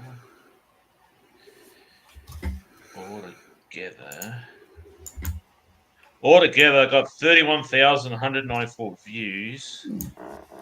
That's mine. No, yeah. That's altogether these. Right, 430,259 views. Yeah. Wow, that's amazing. So it's got nearly 400,000 views more than me. Yeah, right. No. Just remember, everyone, I'm always listening. Oh, damn. Can't talk crap about you then. You didn't actually. You didn't actually. I'm like, that's why I had to come back. We wouldn't talk crap. We wouldn't talk crap about you, G. You're a good bloke. Just had to let you know I was listening because I didn't hear you talking crap about me. Yeah, we wouldn't say anything bad about you. Nah. Can't help it. Wouldn't say anything good. If G's the world's strongest man. Wouldn't say anything good about me either, would you?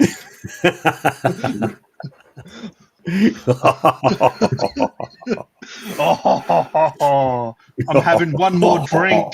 Bloody Becky's still listening to us at the pub.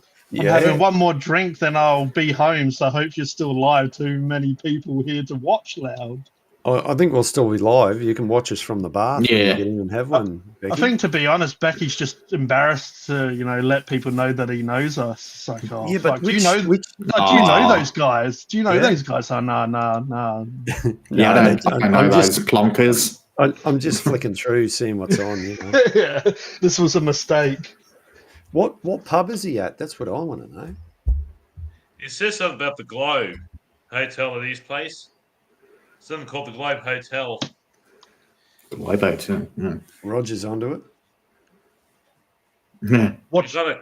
No. Oh, he's always onto it. Speaking about onto it. Whoa! Onto it. Here we go. Let's get onto it. Mm-hmm. Sorry, Roger. What are we onto? I'm taking over the spaceship for a minute. Righto. Oh. Okay. No. All right, then you can be Mr. No. No, you get back. No. You have to do what Roger did and steer. You have to do the steering wheel. Yeah. Yeah, there you go. There we go. We're like what's the company called? But Express in Futurama. Planet Express. Planet Express. There you go. Yeah, we're like Planet Express. Someone's driving it. I've actually we've actually watched all the episodes now. We're up to season 12, episode 1. Oh, nice. Damn. Well, do you have any favorite characters or any favorite sort of episodes or moments that really? Oh, there's been quite a few. There's a lot when you sit down and watch it. There's a lot going on. There's a lot, in there, especially at the start, and they do crossovers to a lot of things. Not crossovers, but like they pay homage to a lot of things. Yeah. You know, in that, you know, they do Star Trek, they do other stuff. You know, it's really good, and they even poke fun at themselves sometimes, which is also really, really good. I just like it because it's crazy, it's quirky. You know, there was one season there or some episodes there that they seemed to sort of go in a totally different direction, and I didn't quite enjoy it, so I went back to, you know, I just kept watching it, but they've now sort of gone back to their sort of original format sort of thing. You know, I found, even though I don't really watch it often anyway these days, I found Simpsons did that after a while. They went from kind of what Futurama is. Bloody hell, it looks gay all the time. Oh yeah. Hang on. Let me just go get my handbag and my little poodle. Hello, Dustin. Yeah, but Dustin, Dustin's from Jubba Jub Productions. He's got a good YouTube channel. He does some good stuff. He does live gaming and that. Oh, nice. He just put a video up before about the problems he's having with his internet. So I've caught Dustin a few times doing live gaming. Yeah, man, good channel. Good guy. He pops up from here and there. If he one day when he gets his internet sorted out, he might even join us on a live stream here. But it's morning for him over there in the good old US of A, and it's evening for us. But yeah, nice. Sorry, Joe. You were saying about Futurama. Oh, no worries at all. I was just saying, Simpsons, I found when I did watch it more, they went from being more like Futurama, where it's kind of a little bit, I don't know, like Simpsons, I feel like it went too much into a sitcom sort of territory, where it started trying to be a little bit more, instead of what it originally was in a cartoon and kind of following the story.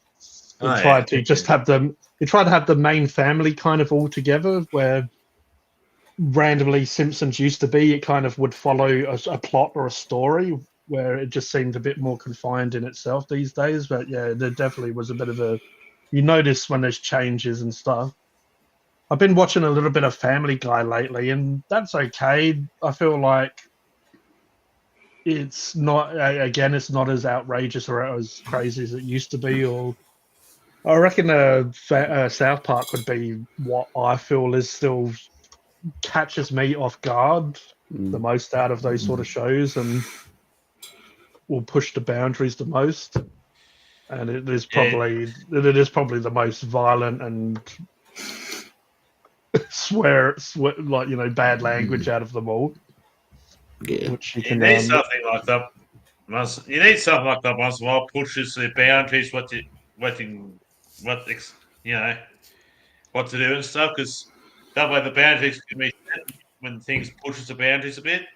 Boundaries resets.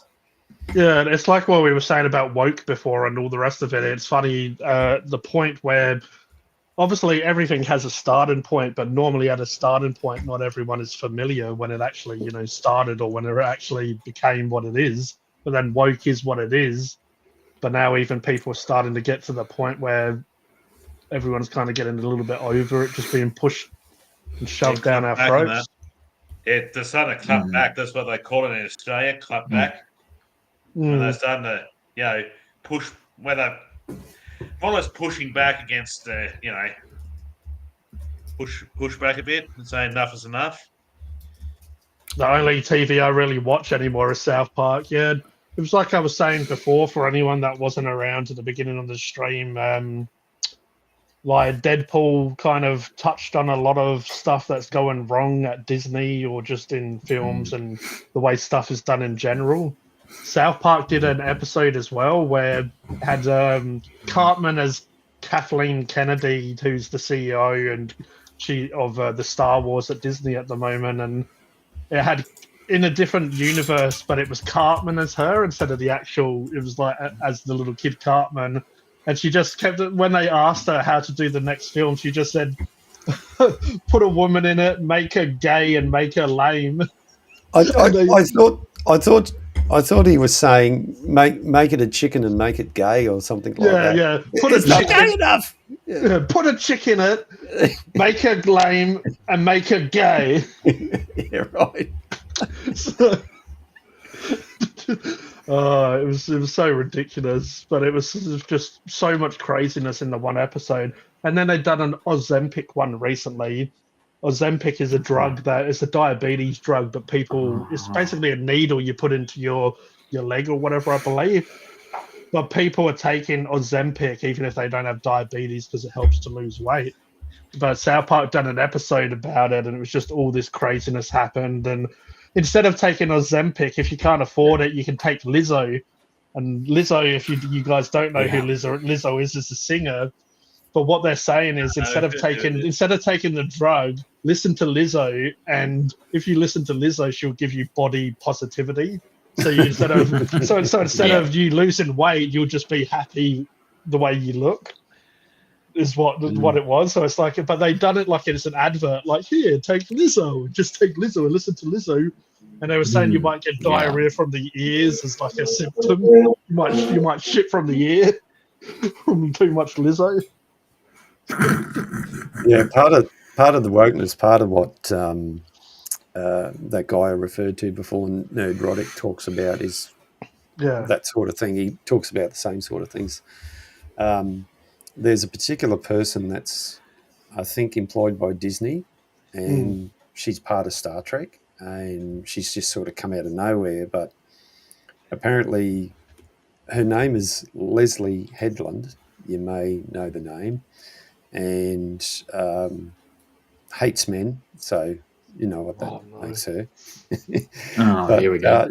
She used to. You'll enjoy this, G, because she used to work for a particular person that made the headlines a while ago. Well, P did he? Hey, P did he? Part of that crew, yeah. Part of that crew, yeah. Yeah. So. Yeah, so it's interesting. It's nice, Mike. I can take my time and disappear in nature when life gets hectic. Would be, oh my god, the Lizzo special, yeah. Yeah. Jabba Jabba sounds, Dustin sounds like he's got the perfect place. He's not too far away from the city and not too far out, so just perfect. As long as you got a railroad nearby, man, that'd be heaven for me. Love me railroads. Or we call them railways over here, but over there they call them railroads.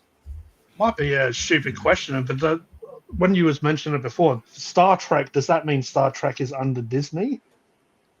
Pretty much so, because Alex Kurtzman is the showrunner. And he's part of, or I think it's... What's the umbrella company that Star Trek is? Because, like, you have Lucasfilms.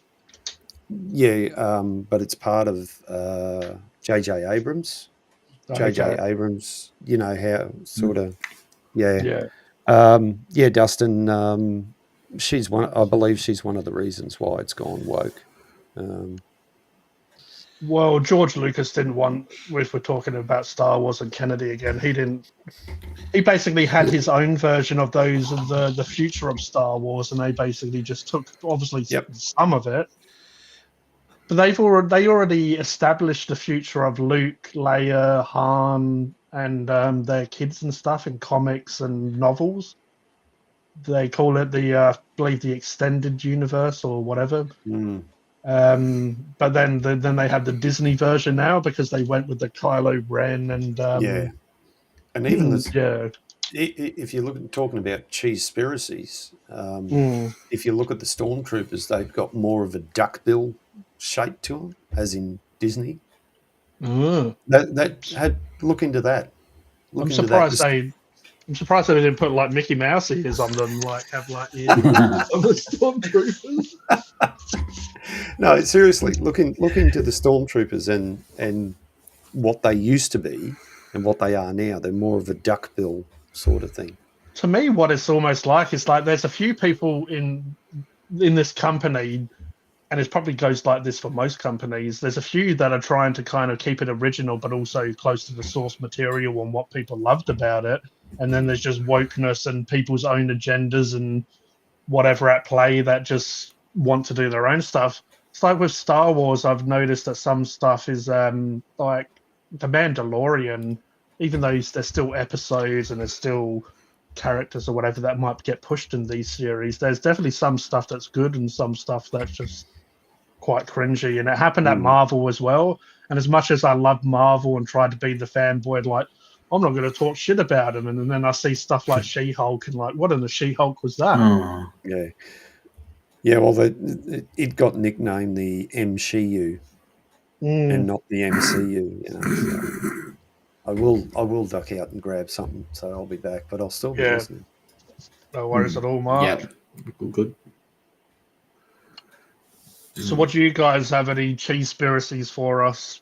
Do you like cheese there, Cody? What's your favourite type of cheese? I don't really mind any type of cheese, but I like my shredded cheese. Like cheddar?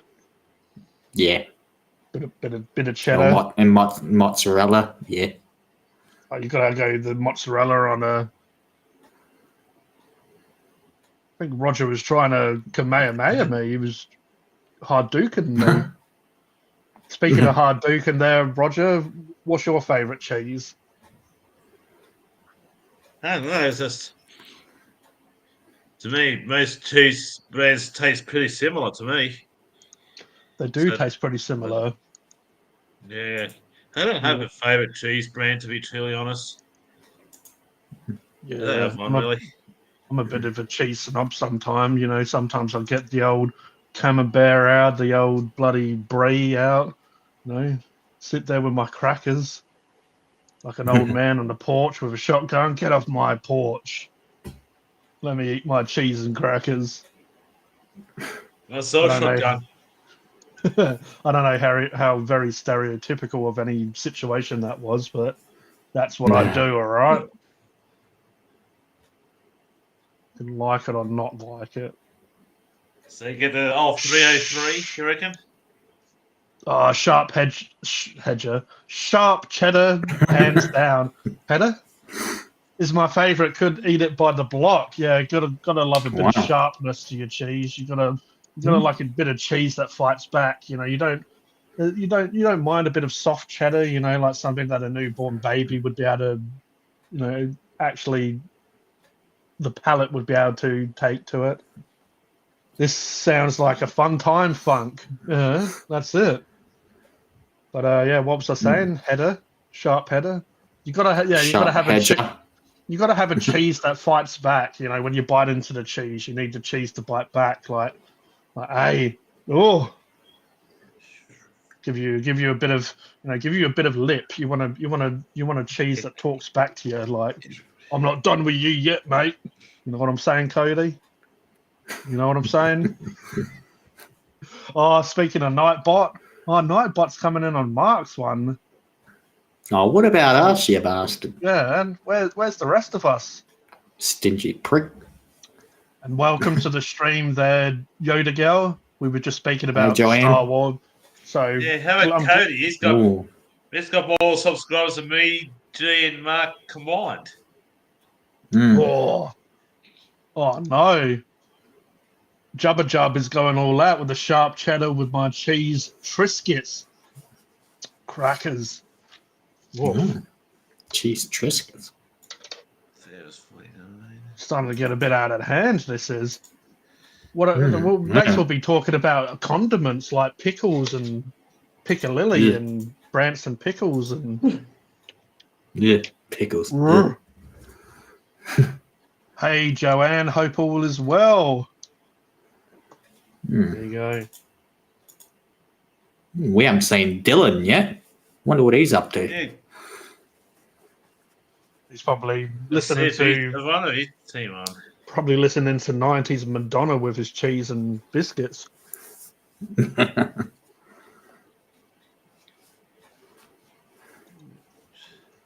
Bandana man.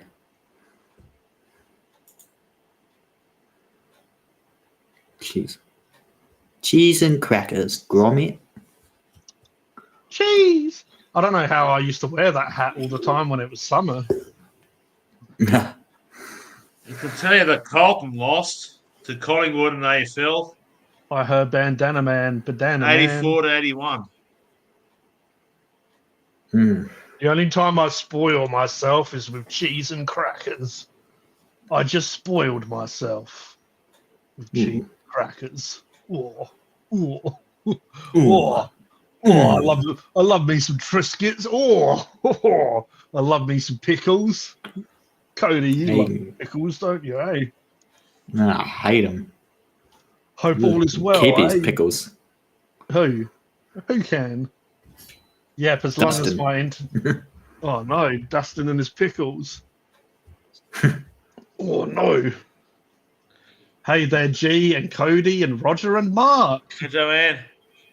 Yeah, Mark's currently looking out into space. Yeah. All right, so now we've got the cheese spiracy section of the live stream podcast. What even is this that we do? What do we call this? Bunch of plonkers. I'm currently making a cup of tea and melted cheese on toast. Oh, how can he do this to us? Oh, how can he do that? Because I had some toast this morning down at a local cafe called the Dusty Road. Oh, nice. What'd you have on your toast, Roger? That's what cafe's called, Dusty Road. Just near, just outside the CBD area of my small town. What'd you have with your toast? Coffee and some waffles as well. How do you like your coffee, Roger? Do you a coffee connoisseur, or you just like your any coffee, bit of sugar and milk, or you like cappuccino, or? I just like a cappuccino with 1 sugar, large. Mm-hmm. Nice. It's funny. I don't know. I've always liked. These days, I try and have sweetener, but I do like sugar with my coffee. I got rid of sugar out of my tea. I used to have sugar in my tea and stuff as a kid. I don't know, good probably 10 years or so ago now. I just went cold turkey, got rid of sugar, but I like sugar in my coffee. I like that little bit of sweetness. Listen. All right, everyone, listen. Listen. Any cheese is good cheese. Oh, Mark. Melted cheese on toast. Yummy. Yummy. Now I'm hungry. Joanne Yater Girl 13. I know who Dusty Rhodes is. That's a wrestler, Dusty Rhodes. His son, Cuddy Rhodes, is in wrestling as well. His son, Cuddy Rhodes, and got another son, Gold Dust. Nah, geez, dead. That's Cuddy Rhodes' older brother, Gold Dust. And Cuddy Rhodes is a wrestler as well. So Cuddy Rhodes and Gold Dust are second-generation wrestlers. And the father, Dusty Rhodes, was a wrestler too back in the 80s and early 90s. Yes, I'm a big fan of wrestling, I must admit. I'm a big fan of wrestling. That's all right, Roger. You can talk about what you want. That's what you're here. That's what we're here for. I'm talking about whatever you want. Jubba Jub, some productions here. It's just about the American Dream. Dusty Rhodes, he's a wrestler back in the 80s and early 90s and stuff. And he's got 2 sons that's wrestling too. One's Cody Rhodes and another one's Gold Dust. You know, they're 2 different companies now. I did used to like Goldust, quite as weird and flamboyant as he was. I did like him when I was younger. His only's real name Dustin now, and All Elite Wrestling AEW, the new company's coming up, and Cody's in WWE, gone back to WWE recently. Dustin, was that their That's name? Goldust. No, that's Dustin Goldust's real name. Dustin was Mark's friend's name though as well, right? Yeah. And also, Dustin also does Goldust's real name, Dustin Rhodes. He's saying, "Me too, been a fan of wrestling my whole life." I watched wrestling as a kid. It's just like sitting there watching wrestling. Partly what I got told when I was a little kid, like 2 or 3 years old, every time a good wrestler won, I used to leave him down as 2, go, yay! Every time a bad guy wrestler won, I used to go, that's what I did at the time I got told. I know these questions know why I did that, but I did. I know these questions can make or break a situation, really, but do you have a favorite wrestler, or not really? It does. Do you have like as a whole? Yeah. So you you like the sport more than an individual? Yeah, that's like seeing how they do, because they have to train to get there. You know, they have to train and get licensed to get before they even go into the ropes and stuff.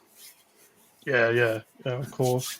Yeah, they have to have basic fitness training and all the rest of the. They don't know how to bounce off the ropes, know how to perform certain moves and sell certain moves and stuff. Yeah. If they're gonna, might be pre-arranged, but they have to know how to what they call sell, which means pretending the move really hurt them in that, but which doesn't. Yeah. What's that called? The first thing you do is sell, which means you pretend the moves hurt you, which it doesn't.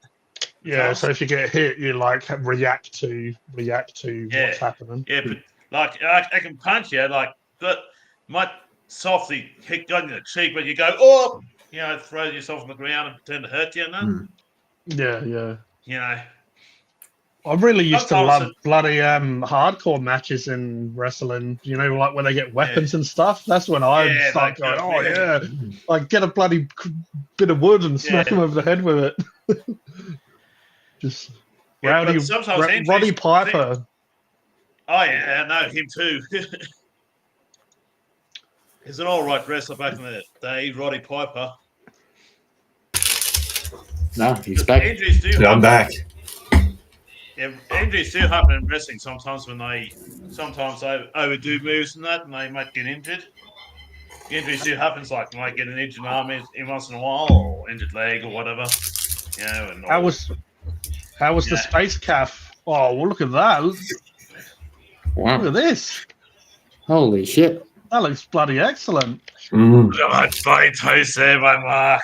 There's a good Aussie toast up on. Jesus. Yeah, and that worked out perfectly. I was just outside taking Shed Dog for a wee walk. Nice. G'day, Yoda girl. Joanne, how are you? Thanks for being here. Man. Now, all this talk about cheese is it as good as we all said it was? As everyone in the chat was going off about cheese, saying cheese. Did you hear Yoda Girl said, where is it? Listen, any cheese is good cheese. I reckon that's some of the wisest words known to man. Or woman. How could you disagree? Yeah. How could you be vegan? Oh, they got their own cheese, don't they? Yeah, they got all their own shit. It just tastes like shit. Yeah, that's right.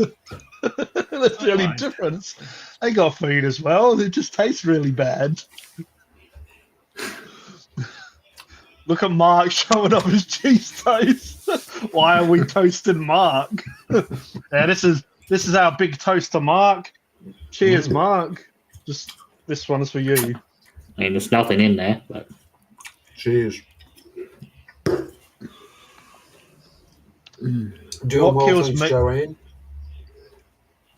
What kills me the most, Joanne, about the internet deal? I mean, they're talking a big private stuff. Probably don't need to really broadcast that, but anyway, internet service damn near in half. Hey, I need to find a better provider and expect me to pay. Toast does sound good. Yeah. Maybe Dustin, you might want to look at SpaceX. Might be the way to go. Starlink, sorry. When I want to look at SpaceX, I just stare into Elon Musk's bathroom window.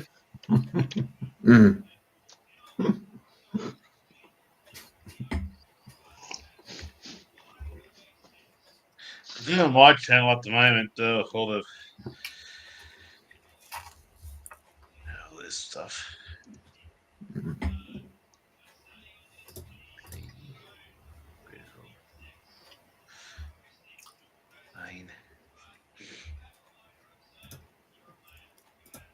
Now, because America's waking up and virtually coming online, there's it's about time they woke up. Yeah, there's a bunch of people. Right?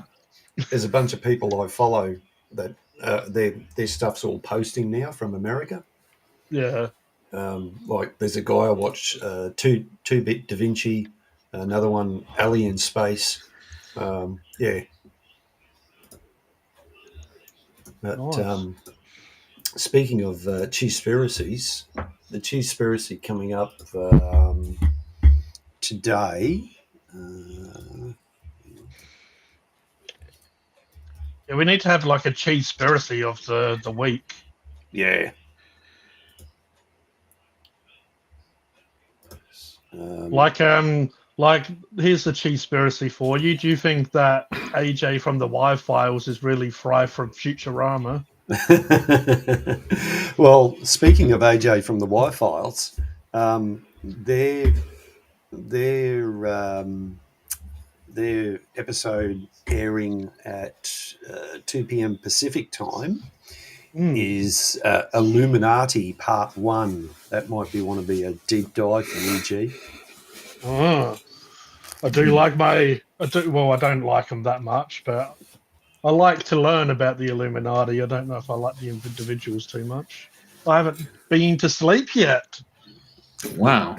Joanne, you've been burning the midnight oil. Wow. Or burning some sort of oil that's kept her awake. Was that what they mean by midnight oil, Mark? Some sort of oil that keeps you going until the early hours of the morning. Well, the midnight oil we're talking about is Peter Garrett going, Cheese-Spirit. Yeah. Basically, Cheesepiracy is what I believe it was. I don't know if Dogface came up with it or him and myself, but one of us came up with the actual word. But it's our version of conspiracy, but conspiracy with a bit more cheese added to it. So maybe we could be a bit more cheesy than other people when we talk about conspiracies. Here's a bit of ASMR. Oh. You'll have all those people coming and frothing on the live stream soon. The numbers will be going up. So yeah, Cheesepiracy is when we get into the later time, the later parts of the stream when we start talking a bit of. So what are the latest Cheesepiracies though? I know I come across them all the bloody time, but there's one. King Charles fingers really baby carrots.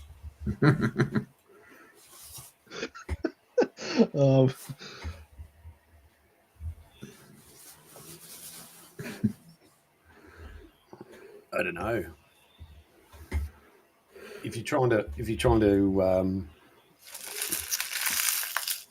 talking about what's happening in America at the moment, you've just got to look at Meghan Markle and former Prince Harry and what they're doing, what they're getting up to. Oh God, my wife watches that stuff and it's incredible. Oh, that's Gouda. I like conspiracy or Cheesepiracy rather. Yeah, I just feel like what's happened recently that it just gets to the point that it just seems more and more like this is some sort of program or simulation or whatever. When I go out in public as well, there's so many people that just look like the avatar, but there's no one actually in control of the avatar.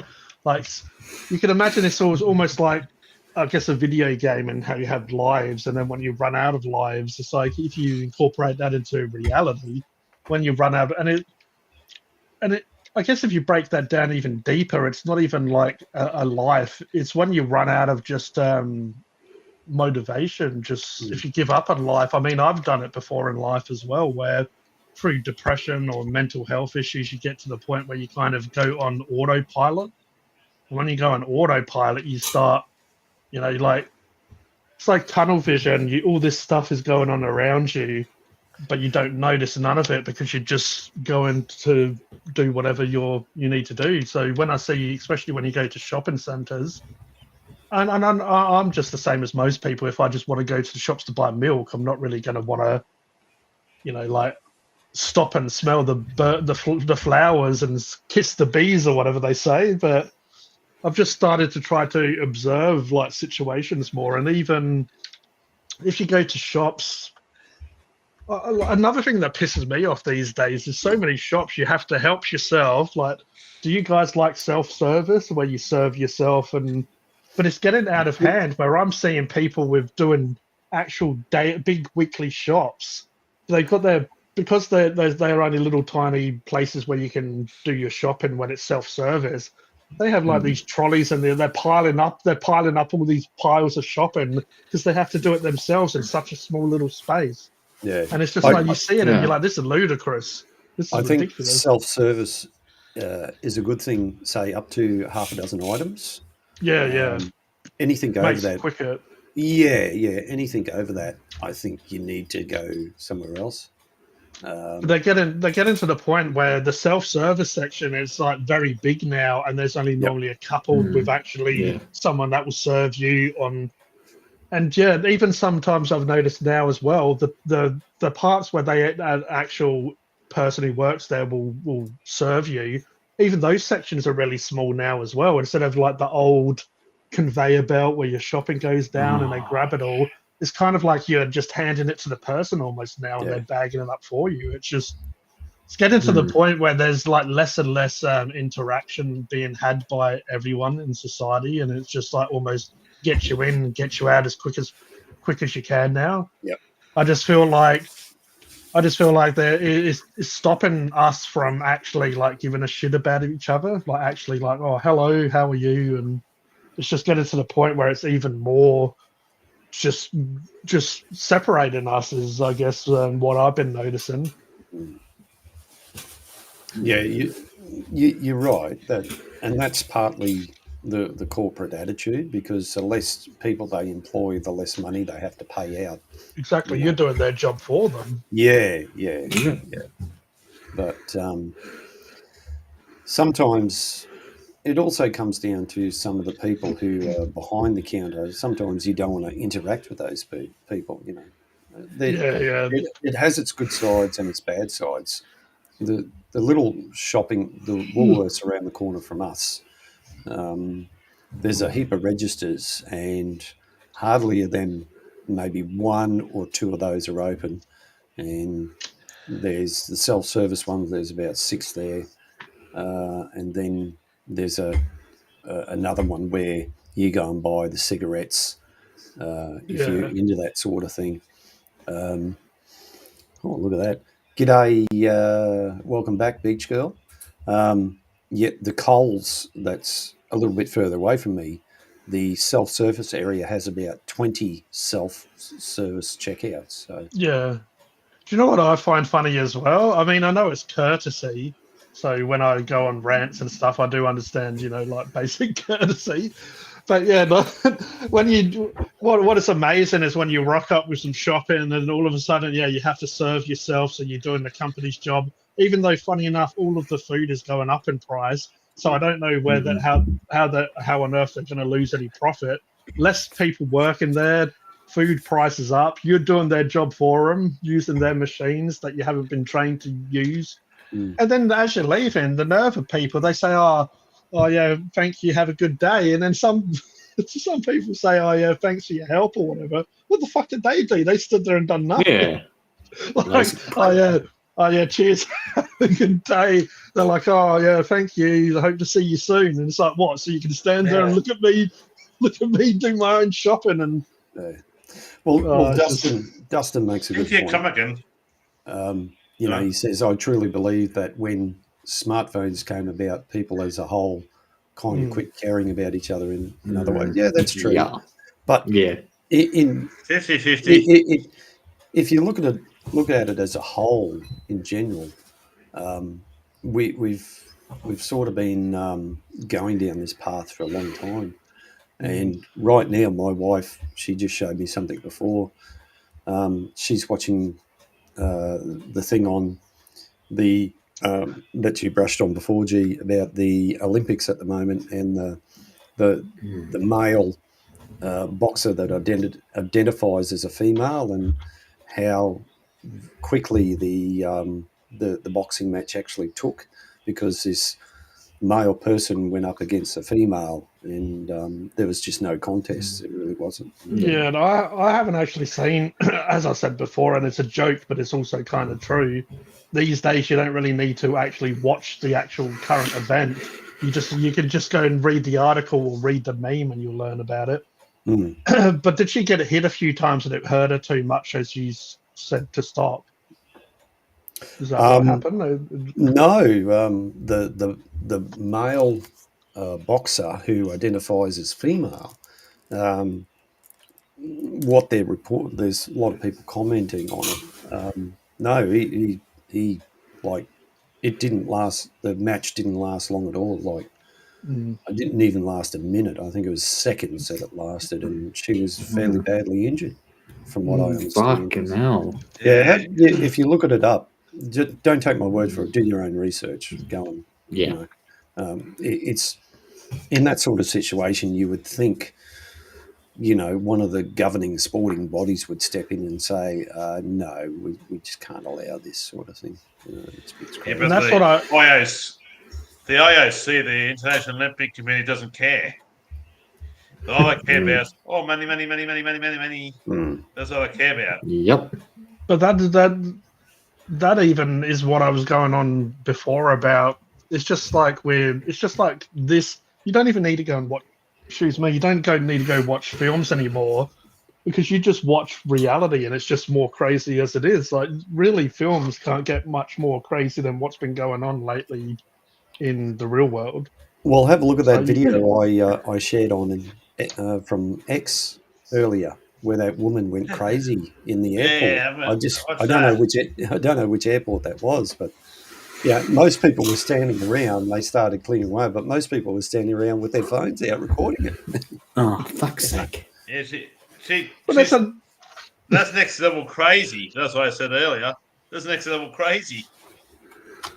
I mean, even when TV used to be different, how this proves how much people really give a shit about TV, because you could be watching the best TV show ever, but if some random domestic's happening to the neighbours, everyone's out on their lawn and watching them. Back in the day before smartphones, everyone would just be out the front, just watching. Oh, there's crazy Bill up the streets, just having a bit of a hissy fit again. The cops are over. Everyone's standing there like this is better than TV.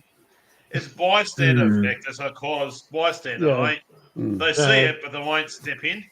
Yeah, exactly. Bystander effect. You watch it, but you can't step in. They'll be, well, like watch and observe and they don't do nothing. There's the other side of it too, Roger, where if you do step in, you could get hurt yourself, or further down the track, that person's going to come after you legally and said they injured you or done. It becomes a you problem. And I've done that before in life, like stepped in a situation and then really I hate ignoring situations, but sometimes you just don't want it to be a part of your situation. You don't want to make it a you problem. Yeah, but if you didn't step in and you're thinking, what have then you that's off because you're thinking then you'd be thinking down track, what if I did this way instead of this way, Yeah. What if I did this way, But what you did is did and you learned from it. That's the thing. If you didn't do that, then you'd be thinking about 5, 10 years down the track thinking, what happened if I did this way, Or what if I did this way, then you'd be thinking 1,000 different scenarios in your head if you didn't do what you did, Yeah, I know what you're saying. It's, I mean, yeah, life is interesting. It's just just as simple as if you go there, if you turn left or you turn right, you're gonna have a different experience. It's it's all about if you don't go down. Like I think it's all predetermined when we were born, and we go down a certain way. What we did is we learned from it. I did this before 5, 10 years ago, but I learned from this and now. Apply it to now, sort of thing, It's all about learning, Humans we are a learning species. We learn what we did in the past, That's really what determines the intelligence of a species, isn't it? It's like obviously humans are meant to be on top of the intellectual pyramid, but sometimes I look around and wonder if we are. But like our apes as well, they're the types of they're problem solvers and stuff as well. Even certain birds are very intelligent. Like they'll see a problem and they'll understand that you can fix it through trial and error.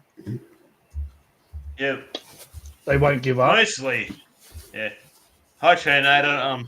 I know what you mean. We all each piece has got to learn, all learning from each other. They learn from each other and learn from experience as well. That's what everybody does. All animals does, even humans.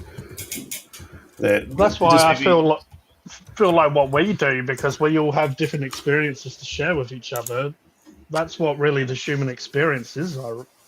Life is really. Yeah, that's it. You hit the nail on the head there, G. Yeah, g'day there, Cherinator. Yeah, man. Look, there is, despite what bad is going on out there, there is a lot of good humans out there trying to do good, and we need to help and support those where we can. But of course, that's easy for me to sit here and do that. I'm like most people. I get up and I go to work, and I'm in my own little zone when I'm at work, and I do what I can for people. And I sometimes avoid people because of maybe the way they look or the way they're acting or something like that. But yeah, sometimes I try and help people where I can, when I can. The thing is as well, you have to be smart when helping people. It's like you brought up a good point. It's like helping people, and a lot of people do this. But helping people, it's like you can put yourself in harm's way. Obviously, if I don't know a scenario, if the woman is pregnant or if the person's violent, a male, the person trying to help is a female. I don't want to stereotype, but obviously a lot of times a woman could be more vulnerable in a situation like that with a male who might be high intoxicated, but also not in control of themselves. You just have to be. You have to be smart when you do stuff, and that's why, like certain female friends or whatever over time, and they see a situation and I want to go help him. So that's great, and that they want to do that. But then sometimes they might put themselves in danger. So you have to You have to be smart sometimes helping people. It's just. You can't help everyone, and unfortunately, I'm sure we've all learned that. I'm sure sometimes we learn it the hard way. You injure yourself, or you bring your own problems to yourself from it. Yeah, absolutely right, Gene. You hit the nail on the head. I think that's right. in some ways, if you want to help people, you need to give it to them in little doses, and they got to learn themselves. They got to make their own mistakes. We've all made our own mistakes, and some learn quicker than others, and others don't learn at all, unfortunately. I love it when I love how these lives work out. Here we are having a hell serious conversation. I just look down and see what styles he says. Home for a laugh, hey Becky. He says stuff random styles. He does. He says depends what the conversation is, and he'll interpret it a different way. What we interpret, because Styles got Asperger's or something like that, which is a form of autism. But not to discredit what anyone else is going through, especially when it comes to mental health. And I've said it before, and one of the reasons I did end up changing my name just to a letter is because of labels. And this was before they, them, hundreds of genders and all this stuff. This was long before all of that. Yeah. But I just found that everything needs a label, and as I said, not to discredit any person that may, have autism, whatever it may be, but I feel like in society we're always, which is a good thing in a way, you don't get help and support if you don't know actually what you're dealing with. But also, that being said, everyone, it's like when around my sometimes niece and nephews and stuff, like the parents or the teachers will tell them, I think they may have this or they may have that. It's like, just let people be different as well, though, for crying out loud. It's like, let people actually be an individual. It's like we always need to be put into the same mold to be exactly the same carbon copy as the next person. Yeah. Yeah, because I remember Styles had said something about he's got Asperger's once before. Yeah, so if just using that as an example, then someone is going to see Stylesy and they're going to already have like a pre-formed opinion or whatever of him because of labels and stuff like that. But then, like, they wouldn't know that Stylesy is actually, besides obviously saying jokes and stuff that he does here, he's actually a very nice person. He's very caring and, has been very helpful to all of us here and also to us on live streams, helping us in the background run stuff. He's a very good mod and all that stuff. It's like Cody, before he became on the live panel, Cody was always in the audience. Most of the time it was me and Roger having a couple of drinks till like 2 in the morning, and we're like, oh, is anyone out there? And Cody's like, yeah, I'm still here. Yeah. Couldn't rely on Cody in the last second. He would say goodnight to us, and we were like, oh, Cody's here. Yeah, because when I talked to Paul, I got female cousins got Asperger's as well. That's why I know how to talk to Paul, because she acts a similar way to Paul does. So I have to approach Paul very cautiously at first till Paul gets comfortable with how I talk to him, and then I can really banter with him in that. And once he gets comfortable with me, they can banter with Paul in that, because Paul's a very good person in that. So I got a mindset how to approach him, because I got a female cousin that got the same condition as Paul. So how to approach Paul, I already know how to approach him in that, because I don't want to speak Paul or make Paul uncomfortable. So what I did at first is build Paul's confidence around me. That's all, and then I can one thing I did notice with the vloggers live streams, that yourself and Paul used to get along really well. And funny enough, when I started doing live streams myself and stuff, and that's why I didn't know Paul as much then, but I obviously knew Roger. I knew Roger before live streams, before I joined in on Robbo, the vlogger. The vloggers one, yeah.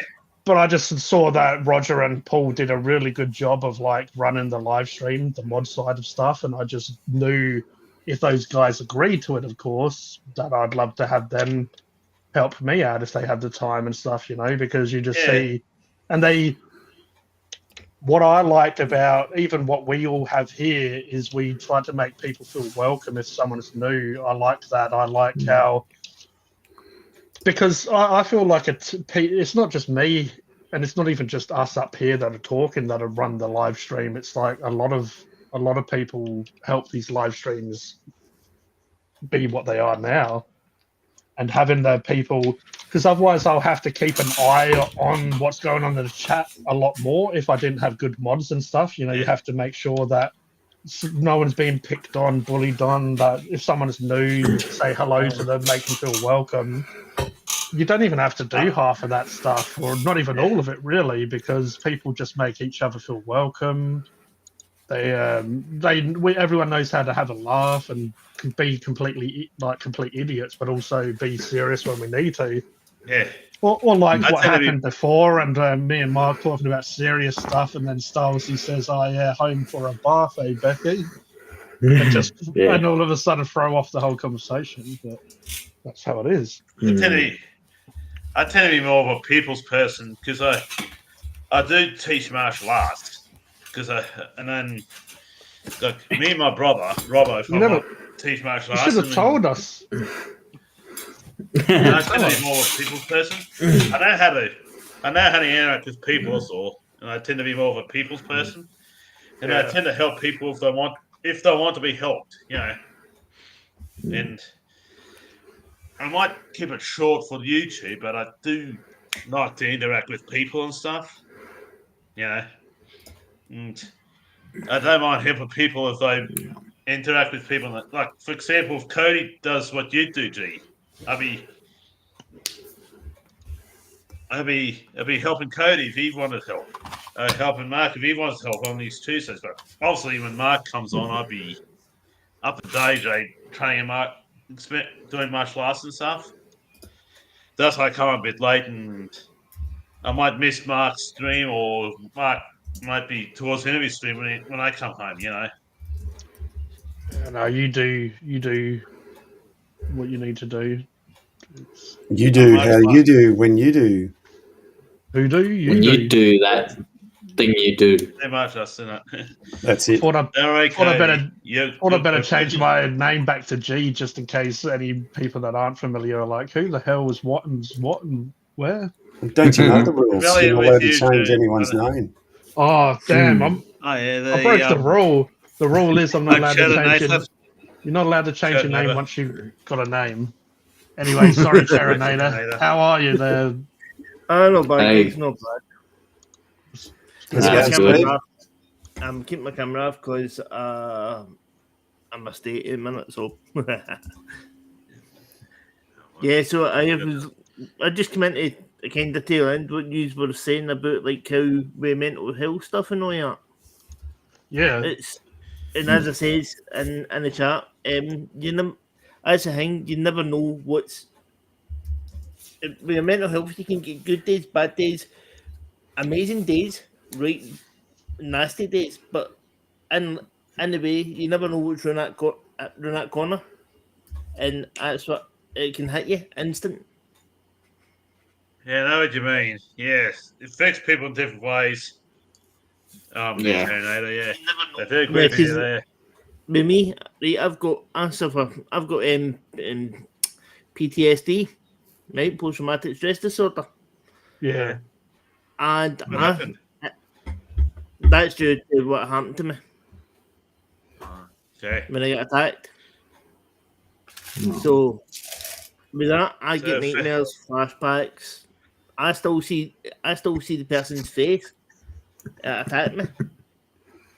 And I can still describe exactly where all the stuff is in his face is. And I literally, in night times, I can't sleep because of it. And I'm up all night. And that's my mental health side of it. But I've learned over the years, like nearly 20 years now, as September, I've literally learned how to deal with it, how to handle it. How to 20 years. 20 years in September.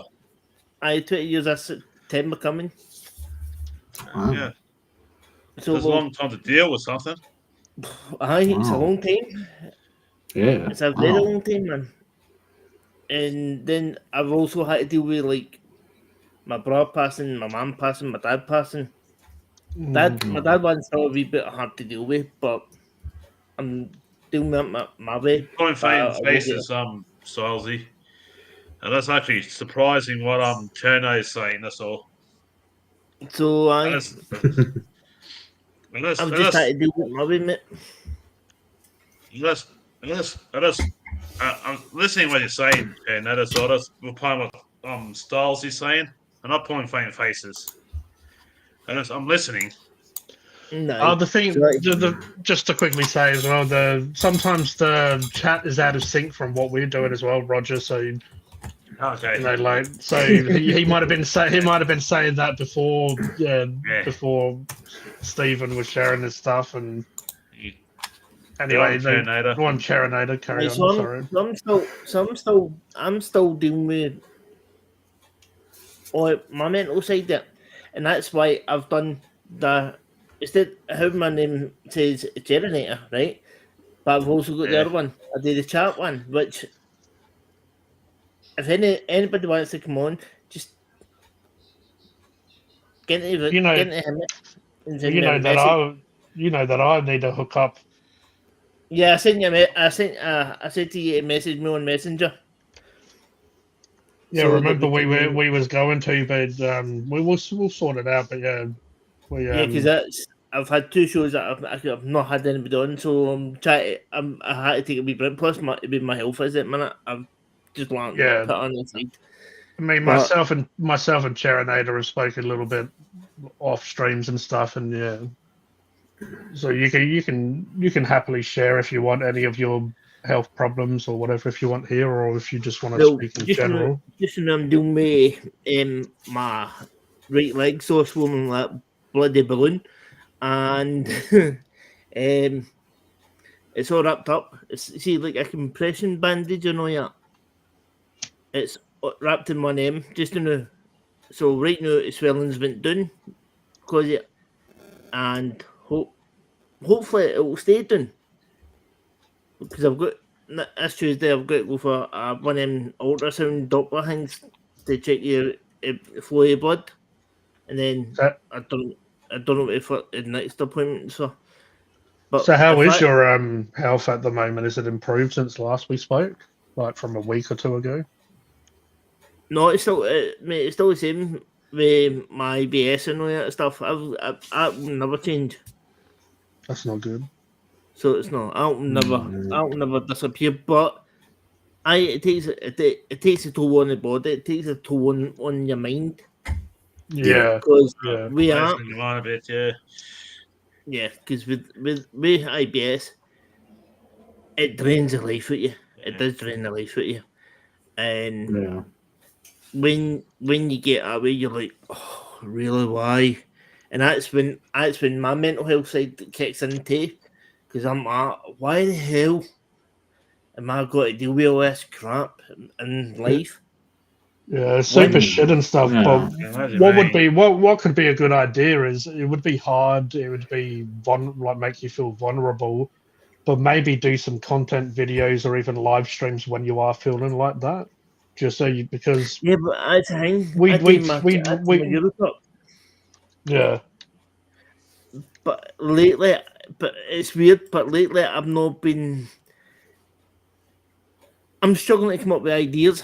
No, I'm literally starting to struggle to come up with ideas, and because I've got memory issues too, it's harder for me. Yeah.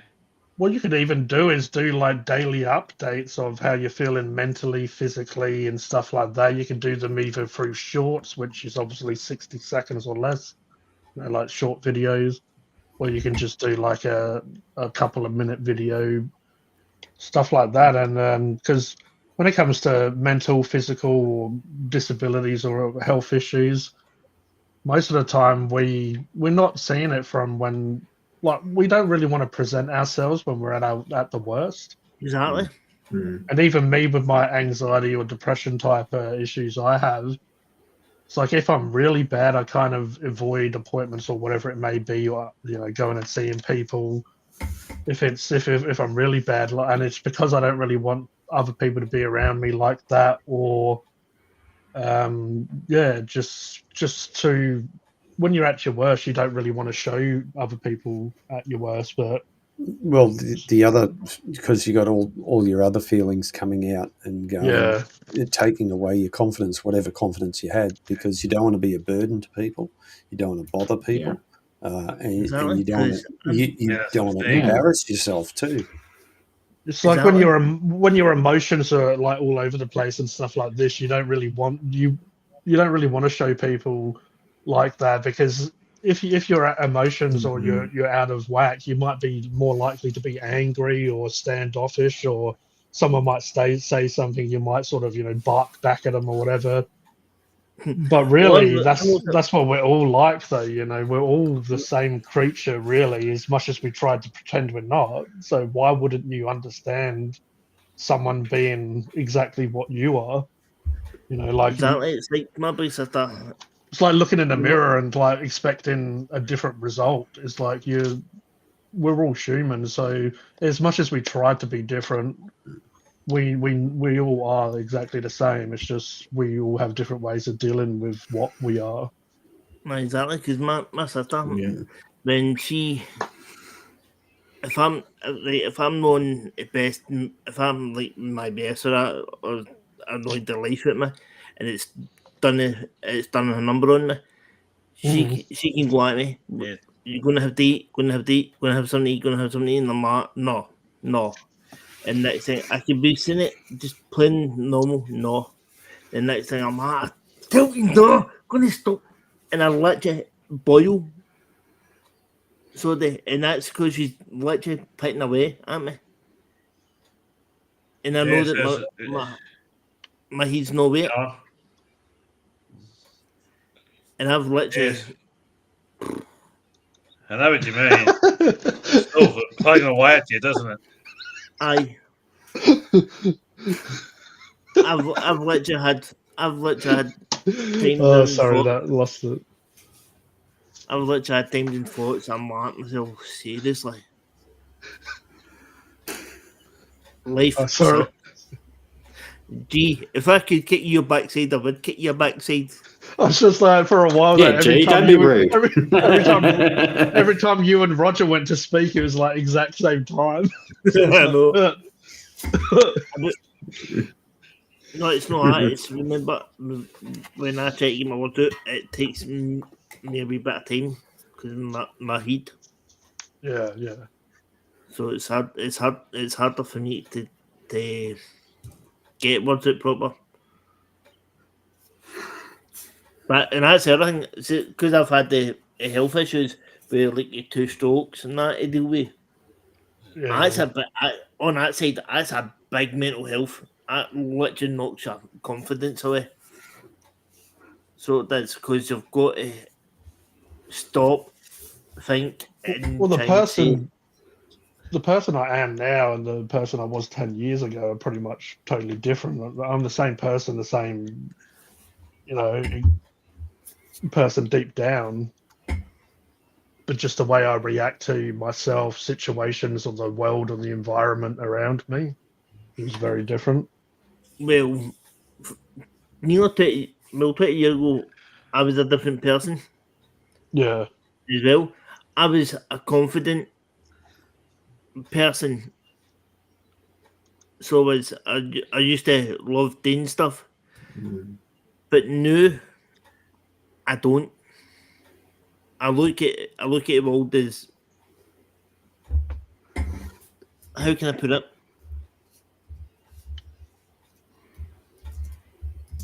I look at the world as it's an obstacle now. Yeah.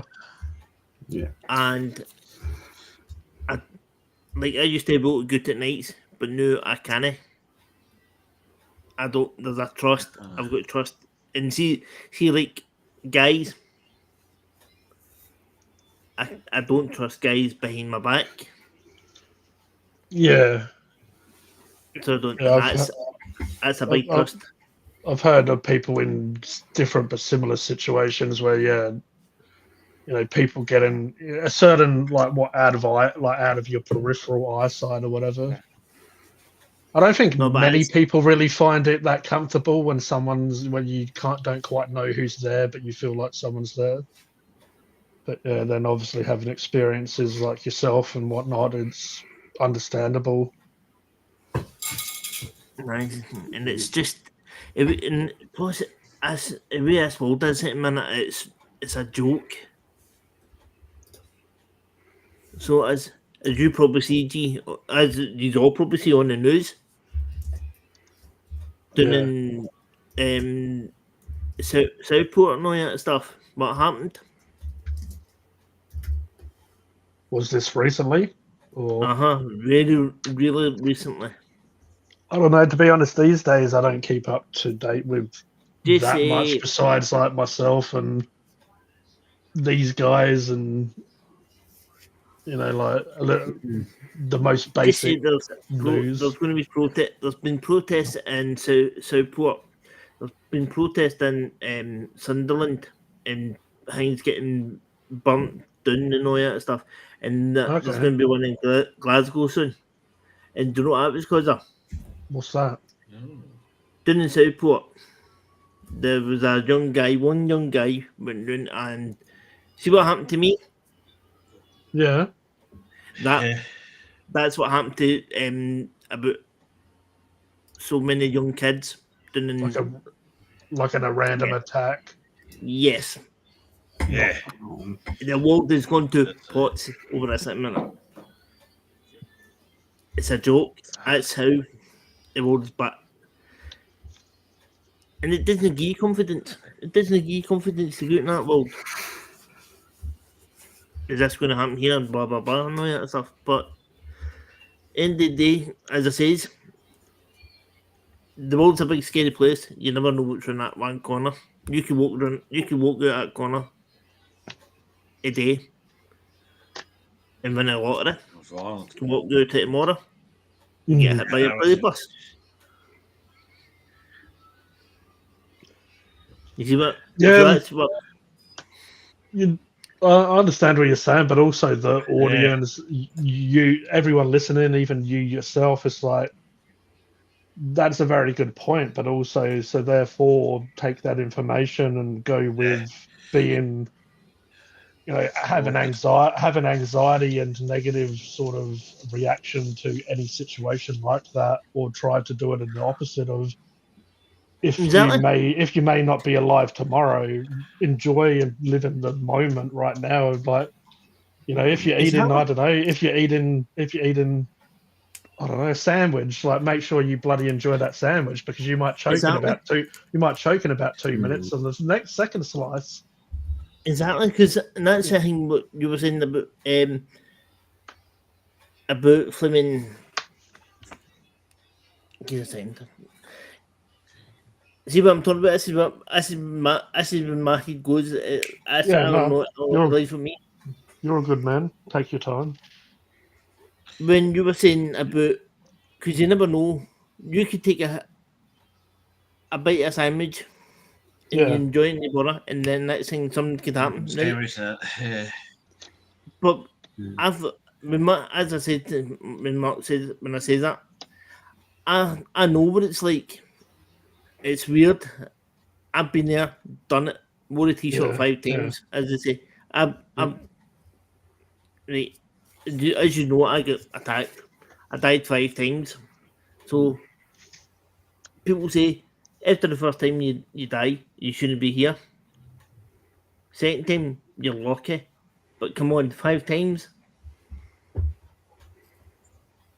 So first one you'd be miracle. What I was saying. Aye.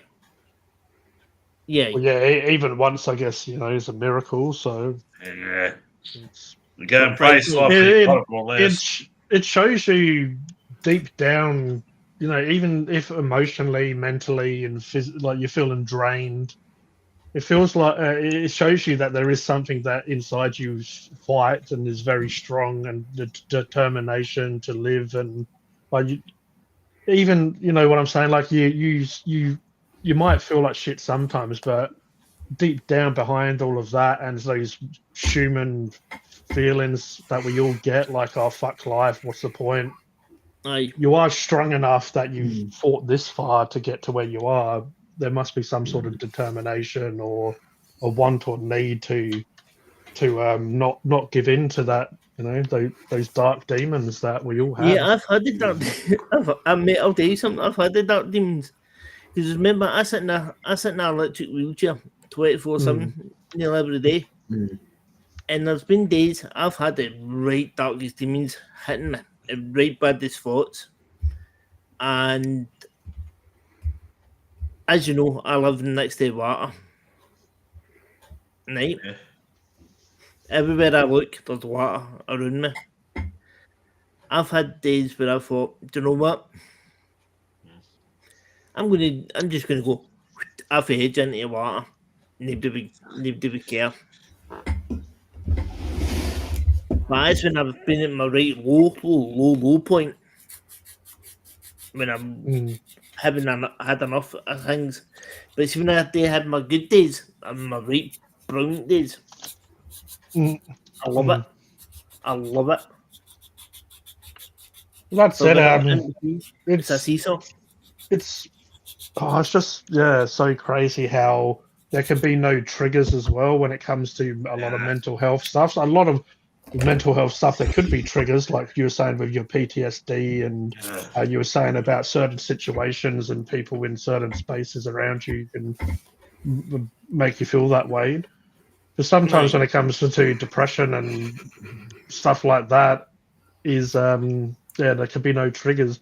Like you were saying about confidence, and it reminded me of anxiety issues. I've had anxiety issues since a kid.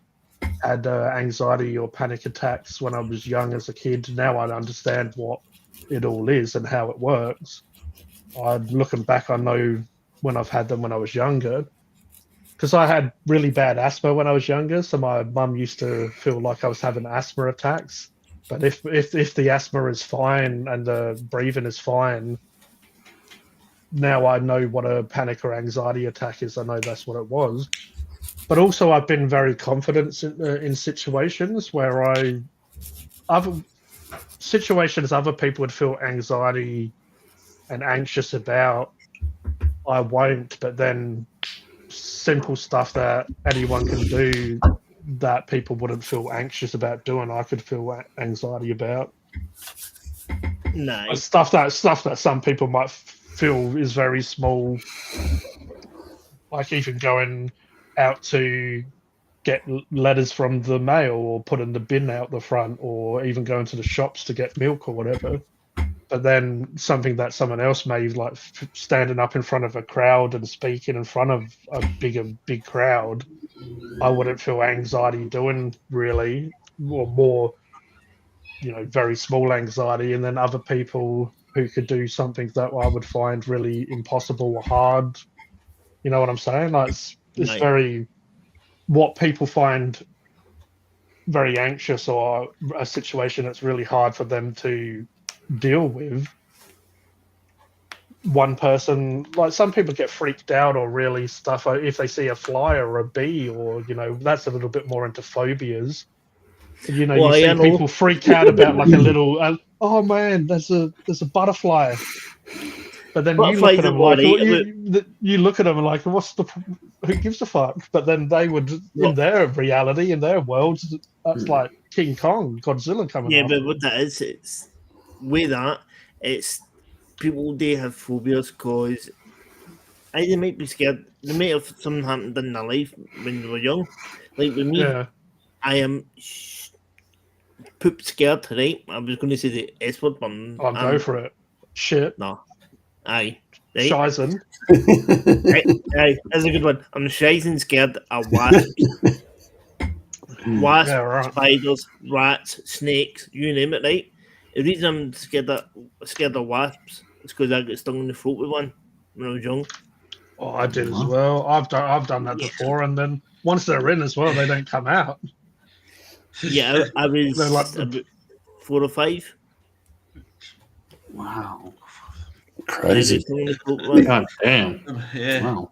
Depending. Every time I hear a bzzz, I'm like, oh no. Like a bee. Oh no. Yeah.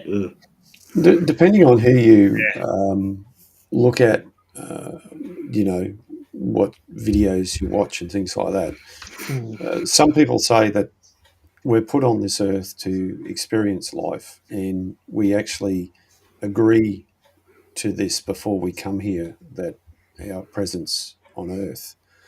So we've already agreed to this in like a contract before we come here, as in, and these are things that we're supposed to deal with and learn before we go into the next life. Roger's gone. I was going to shout, "Oh, Roger, your door's opened."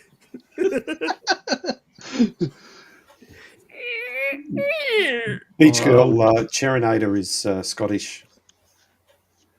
If they didn't get that, they wouldn't know.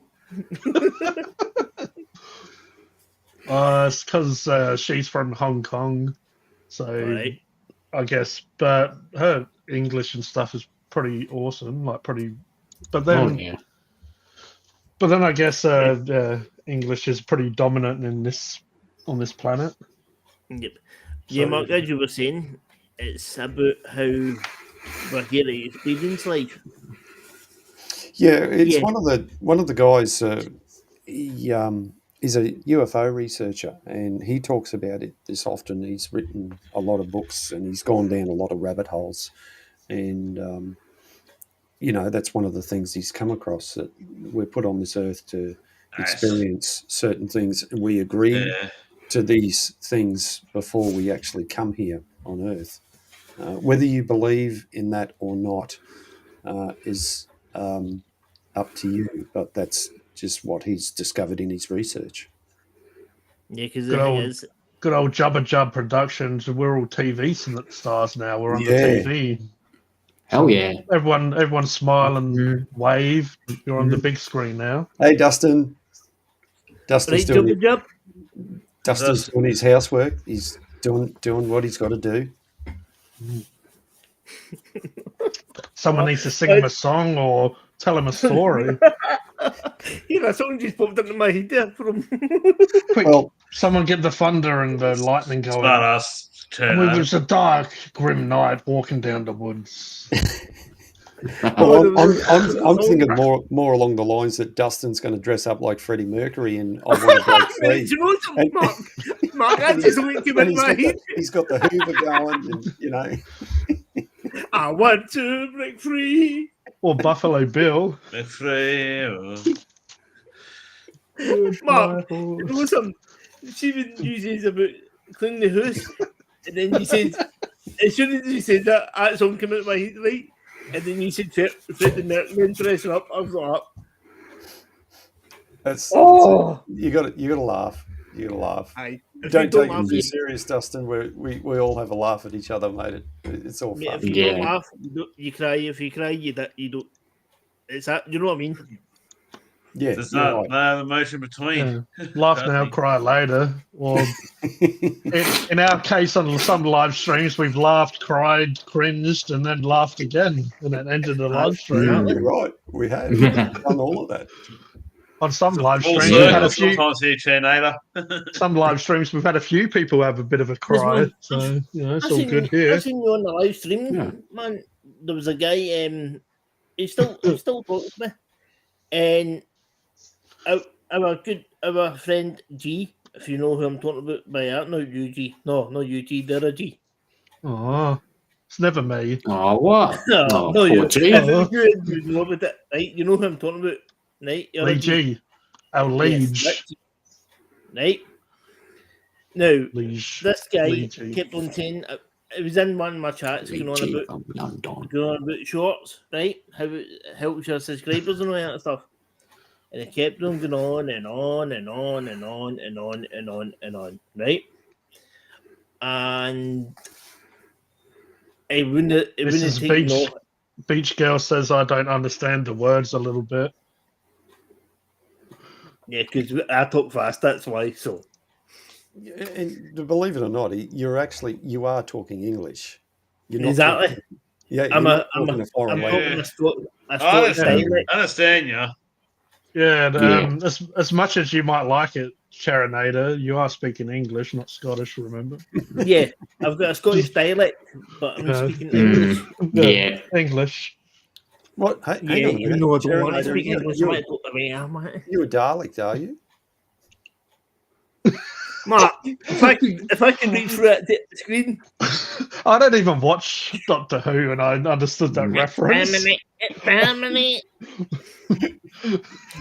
Yeah, so as I was saying, spag and meatball frozen meal for tea better be good. Oh, you know it's not. If you heat it up, it's going to be all right. Don't eat it frozen. God. Yeah. Yeah, I know, right? Like, what the hell? Heat it up. Yeah. God damn, man. You know, that's just to keep it. That's just to keep it nice and fresh, Becky. You don't eat it like that. Yeah, so we kept on going, and I'm knocking. I went lie. I says, I don't know. I broke a tooth trying to eat it once. It was a guy. I will just say Irish, right?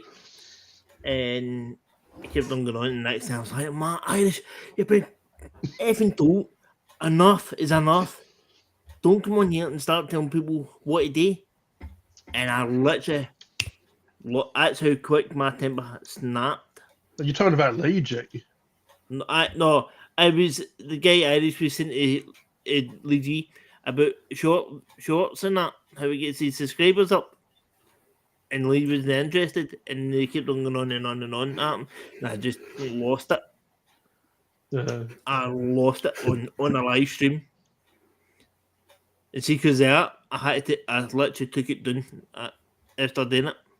Oh, that's all right, Charinator. I lose it on every live stream. I don't reckon there's been one where I haven't lost the plot. So, and we all lost it. Mate, I've lost the plot about 900 times. I even wrote down a note, and I still lost the plot. So. What plot? Exactly. Did you make a list? It is a bit of a list, actually. Did you check it twice? There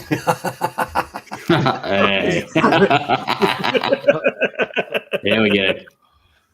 But I ate the chip. Oh, fuck's sake. Come on.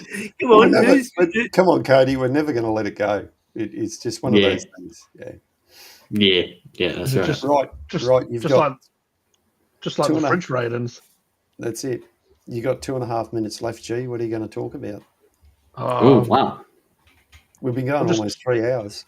I'll just talk about myself. Talk about what I know boring. best. No. We'll talk about you, Cody. Ah, crap. Mr. Pepsi Max. Why have you got antlers?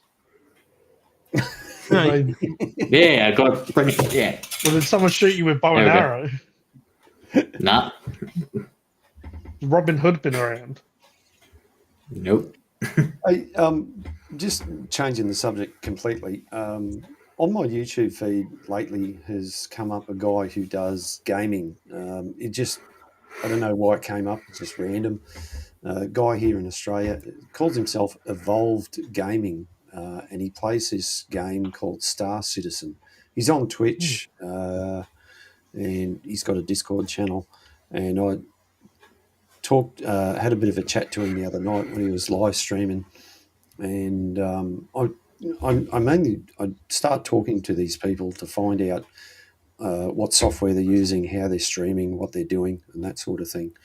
And so I'm curious to learn more. So hopefully, I did send him a friend's request on Discord, but I don't know whether it's me or what. But when I press on the link for Discord, it takes me to a web page, but it won't. And if I join up, it doesn't show up in the app on my phone or something like that. It seems to me Discord seems a bit clunky. I don't know if I'm doing something wrong, or is it just me? Or normally when you click add them, they go down into the list. It's kind of like a column, of all the stuff you've added, if you know what I mean. So it normally should add to that list. Is where if you join someone's Discord, should have the list of them. Sounds like mine now. Before my brain was just randomly singing to me. without me realising. Like someone else tapping into my brain. That's what I'm saying. Do you know what the worst thing about art is, man? My dad used to listen to his records all the time, and I could literally just start singing a song instantly. It's all good because it's stuck in my head. I'm like, Dad, I'm going to kill you.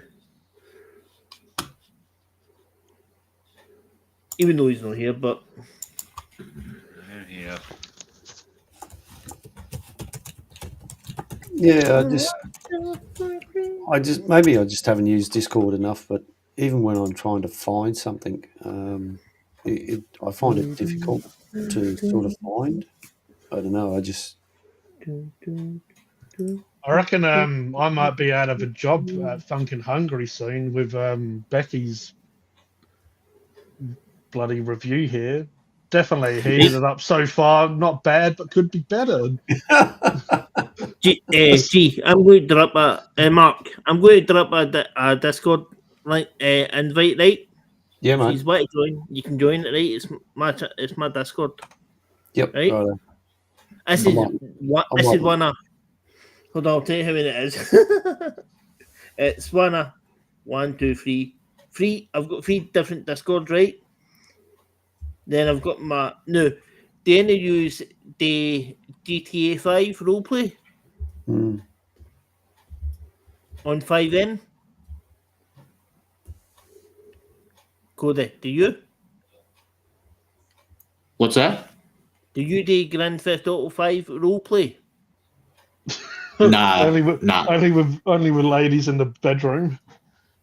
No, right. Right. See how GTA 5. I Grand Theft Auto 5. Right, see the Grand we Theft Auto cops and 5. robbers. Right, see the Grand Theft Auto 5. How Yeah, you play it normal? Like you're the baddie. You kind of go a cop. Well, roleplay 5N. You can be a cop, fire, EMS, a mechanic, and that's what roleplay is. You're that person. So whether you choose, you play as a person. You choose to be that character. Well, at least I'd make a change. Me playing a person. Yeah, but there's many players you can play as in GTA 5. So are you watching right now? Or?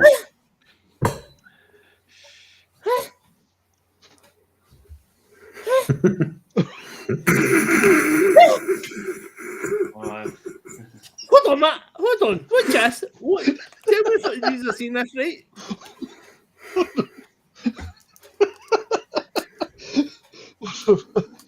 I thought you were hyperventilating there, Stephen. So like I'm bouncing between worlds here. Right, Mark G, right, look, see when you says G will put it in the chat and that says okay. Right? Yeah. Now look at when I put the Discord thing, look when it come up as. It says hello. Just look at Discord, mate.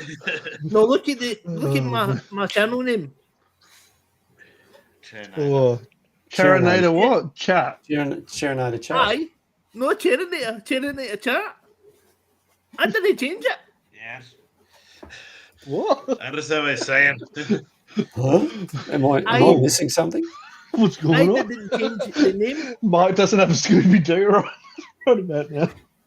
Right, hold on, man. I'm gonna go and check something here. Hold on. Oh man, that is so confusing. It's way better than me. I didn't know I was going to lose it at the end of this. You're confused. Do you know why? All right. Somehow it's like the assignment in my Charinator chat. Weird.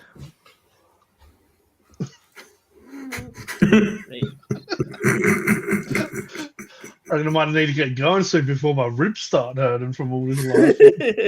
Hey, hold on. Oh. Hello. Right, Jay. Hold on, give us a second.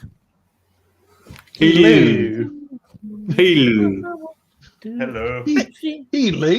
Hello. Hello. Hello. Oi, Fred. Hello. Hello, chap. Yeah. Hello. Yeah. Shush. Oh, Cheerio. what has happened? It's just Yeah. I'll tell you. All right. Well, this just. I thought the stream was. I thought I had control of the stream up until then. Yeah. No, it's fine. Hello. But before I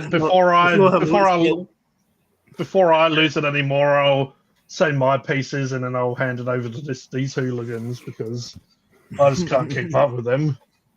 These rebels. I thought your British a lot tougher than that. Oh yeah, no, fucking, I'm just joking around, Roger. We'll stay here.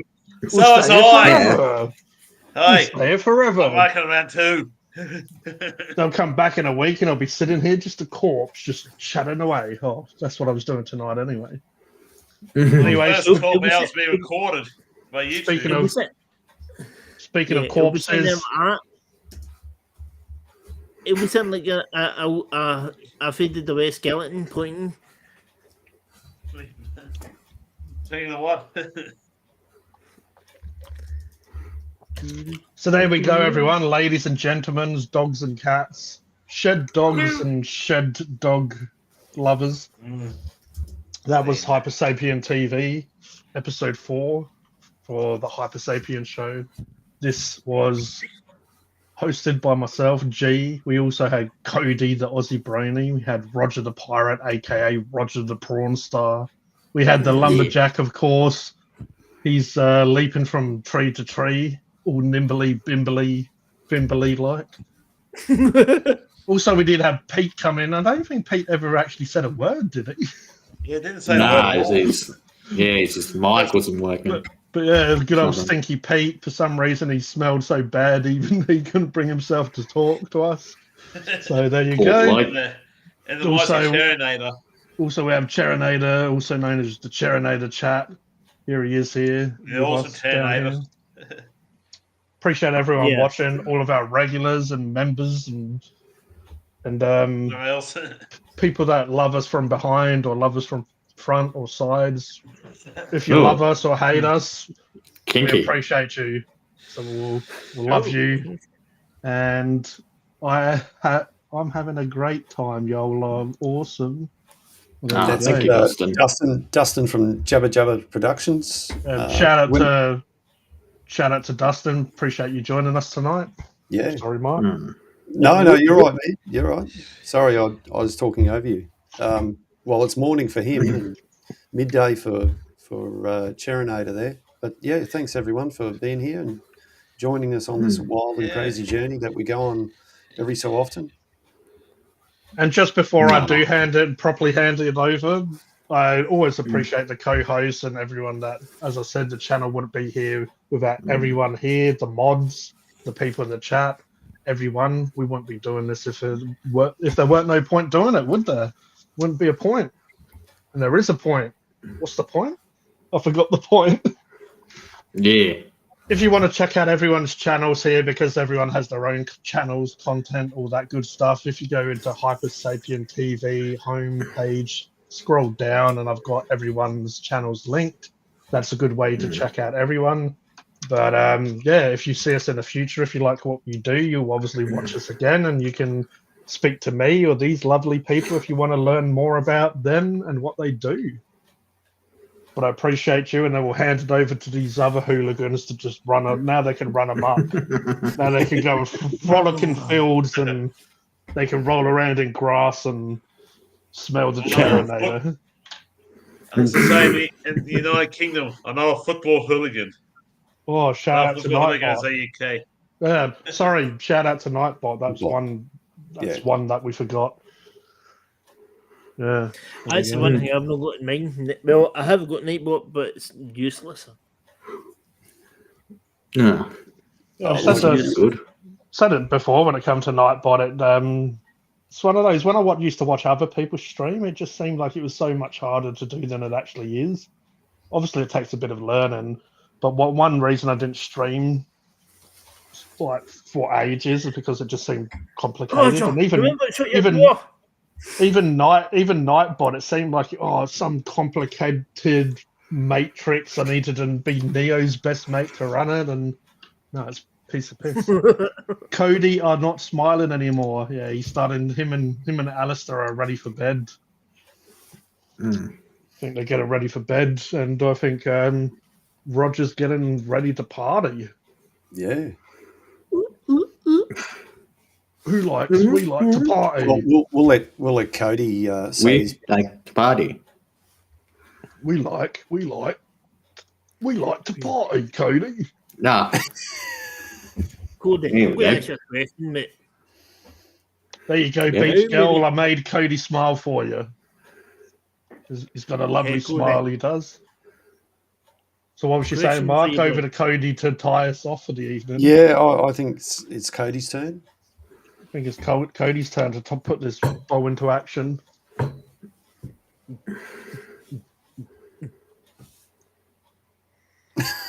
not Cody.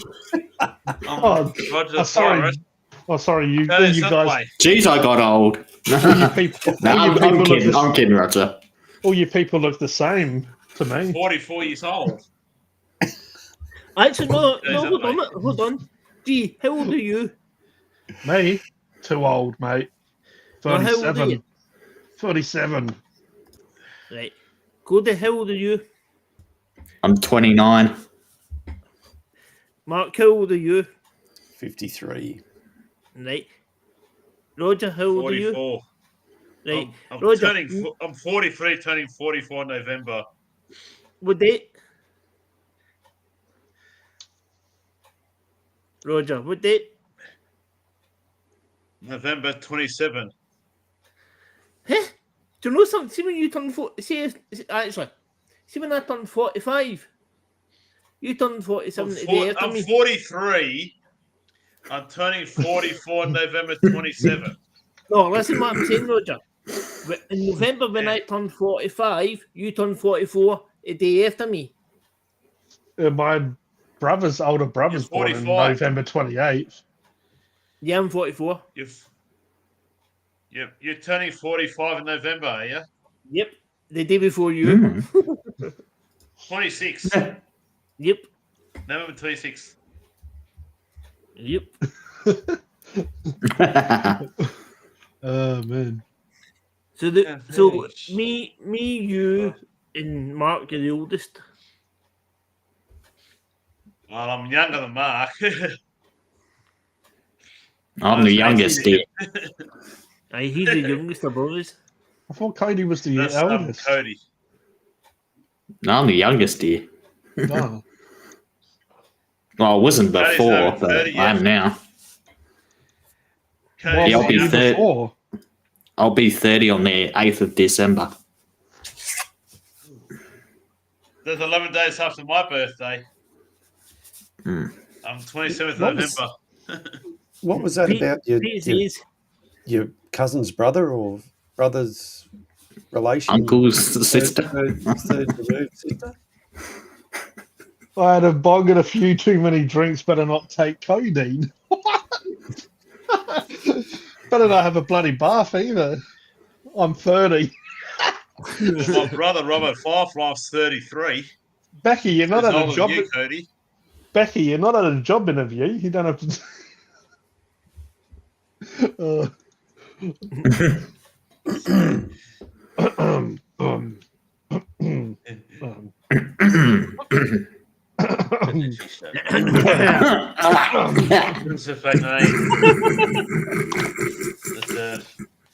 There's some ASMR for you.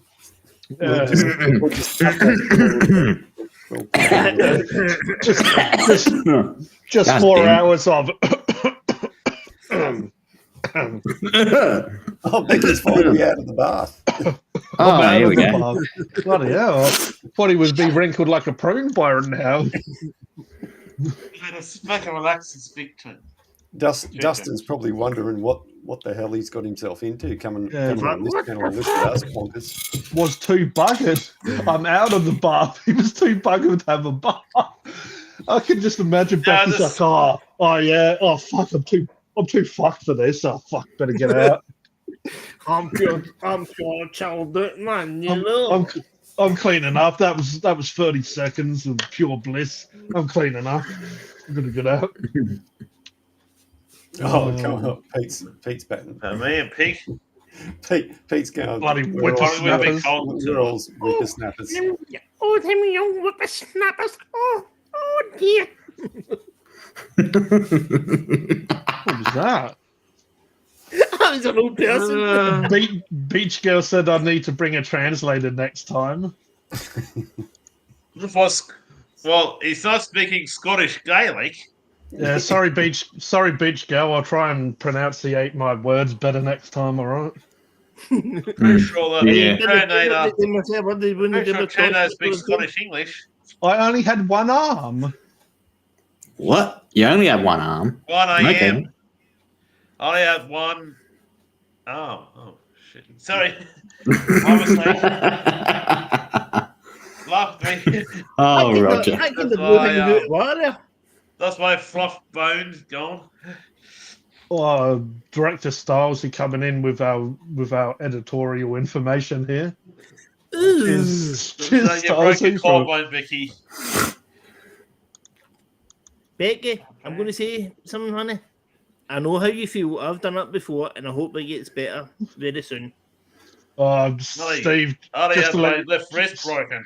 Just to let you know, Charinator, honey, Becky is a bloke. Oh, sorry.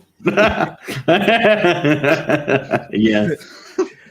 Because Roger found out by saying calling Becky Queen Becky once. Yeah. I actually said that, and actually a few times he's like, "Oh, welcome." Few times he's like, "Welcome, Queen Becky, to the chat." Because I accidentally said Queen Becky, so King Becky says, "Didn't know." I did not know Becky was a bloke at the time when I said it. Okay, that's about Queen Becky served King. Calling him honey. That's about what? That's all right. Becky don't mind being called honey. Do you, honey? No, Becky, I didn't know how Sweetie. you feel, mate. No, I've not that one. No, I don't. That's right. He drunk on a scooter. So about 4 or 5 months ago. Drunk on a scooter on my. Mark, go there. I've got this. No, Becky, maybe you do. Don't get legless and don't get hopping mad. I tend to freaking Tornado. I'll be on the Australian coins soon. Uh-huh. Some of them already got King Charles head on some of the newer coins. Do you know what I say to that? Yeah, but Commonwealth Nation, Australia's Tornado.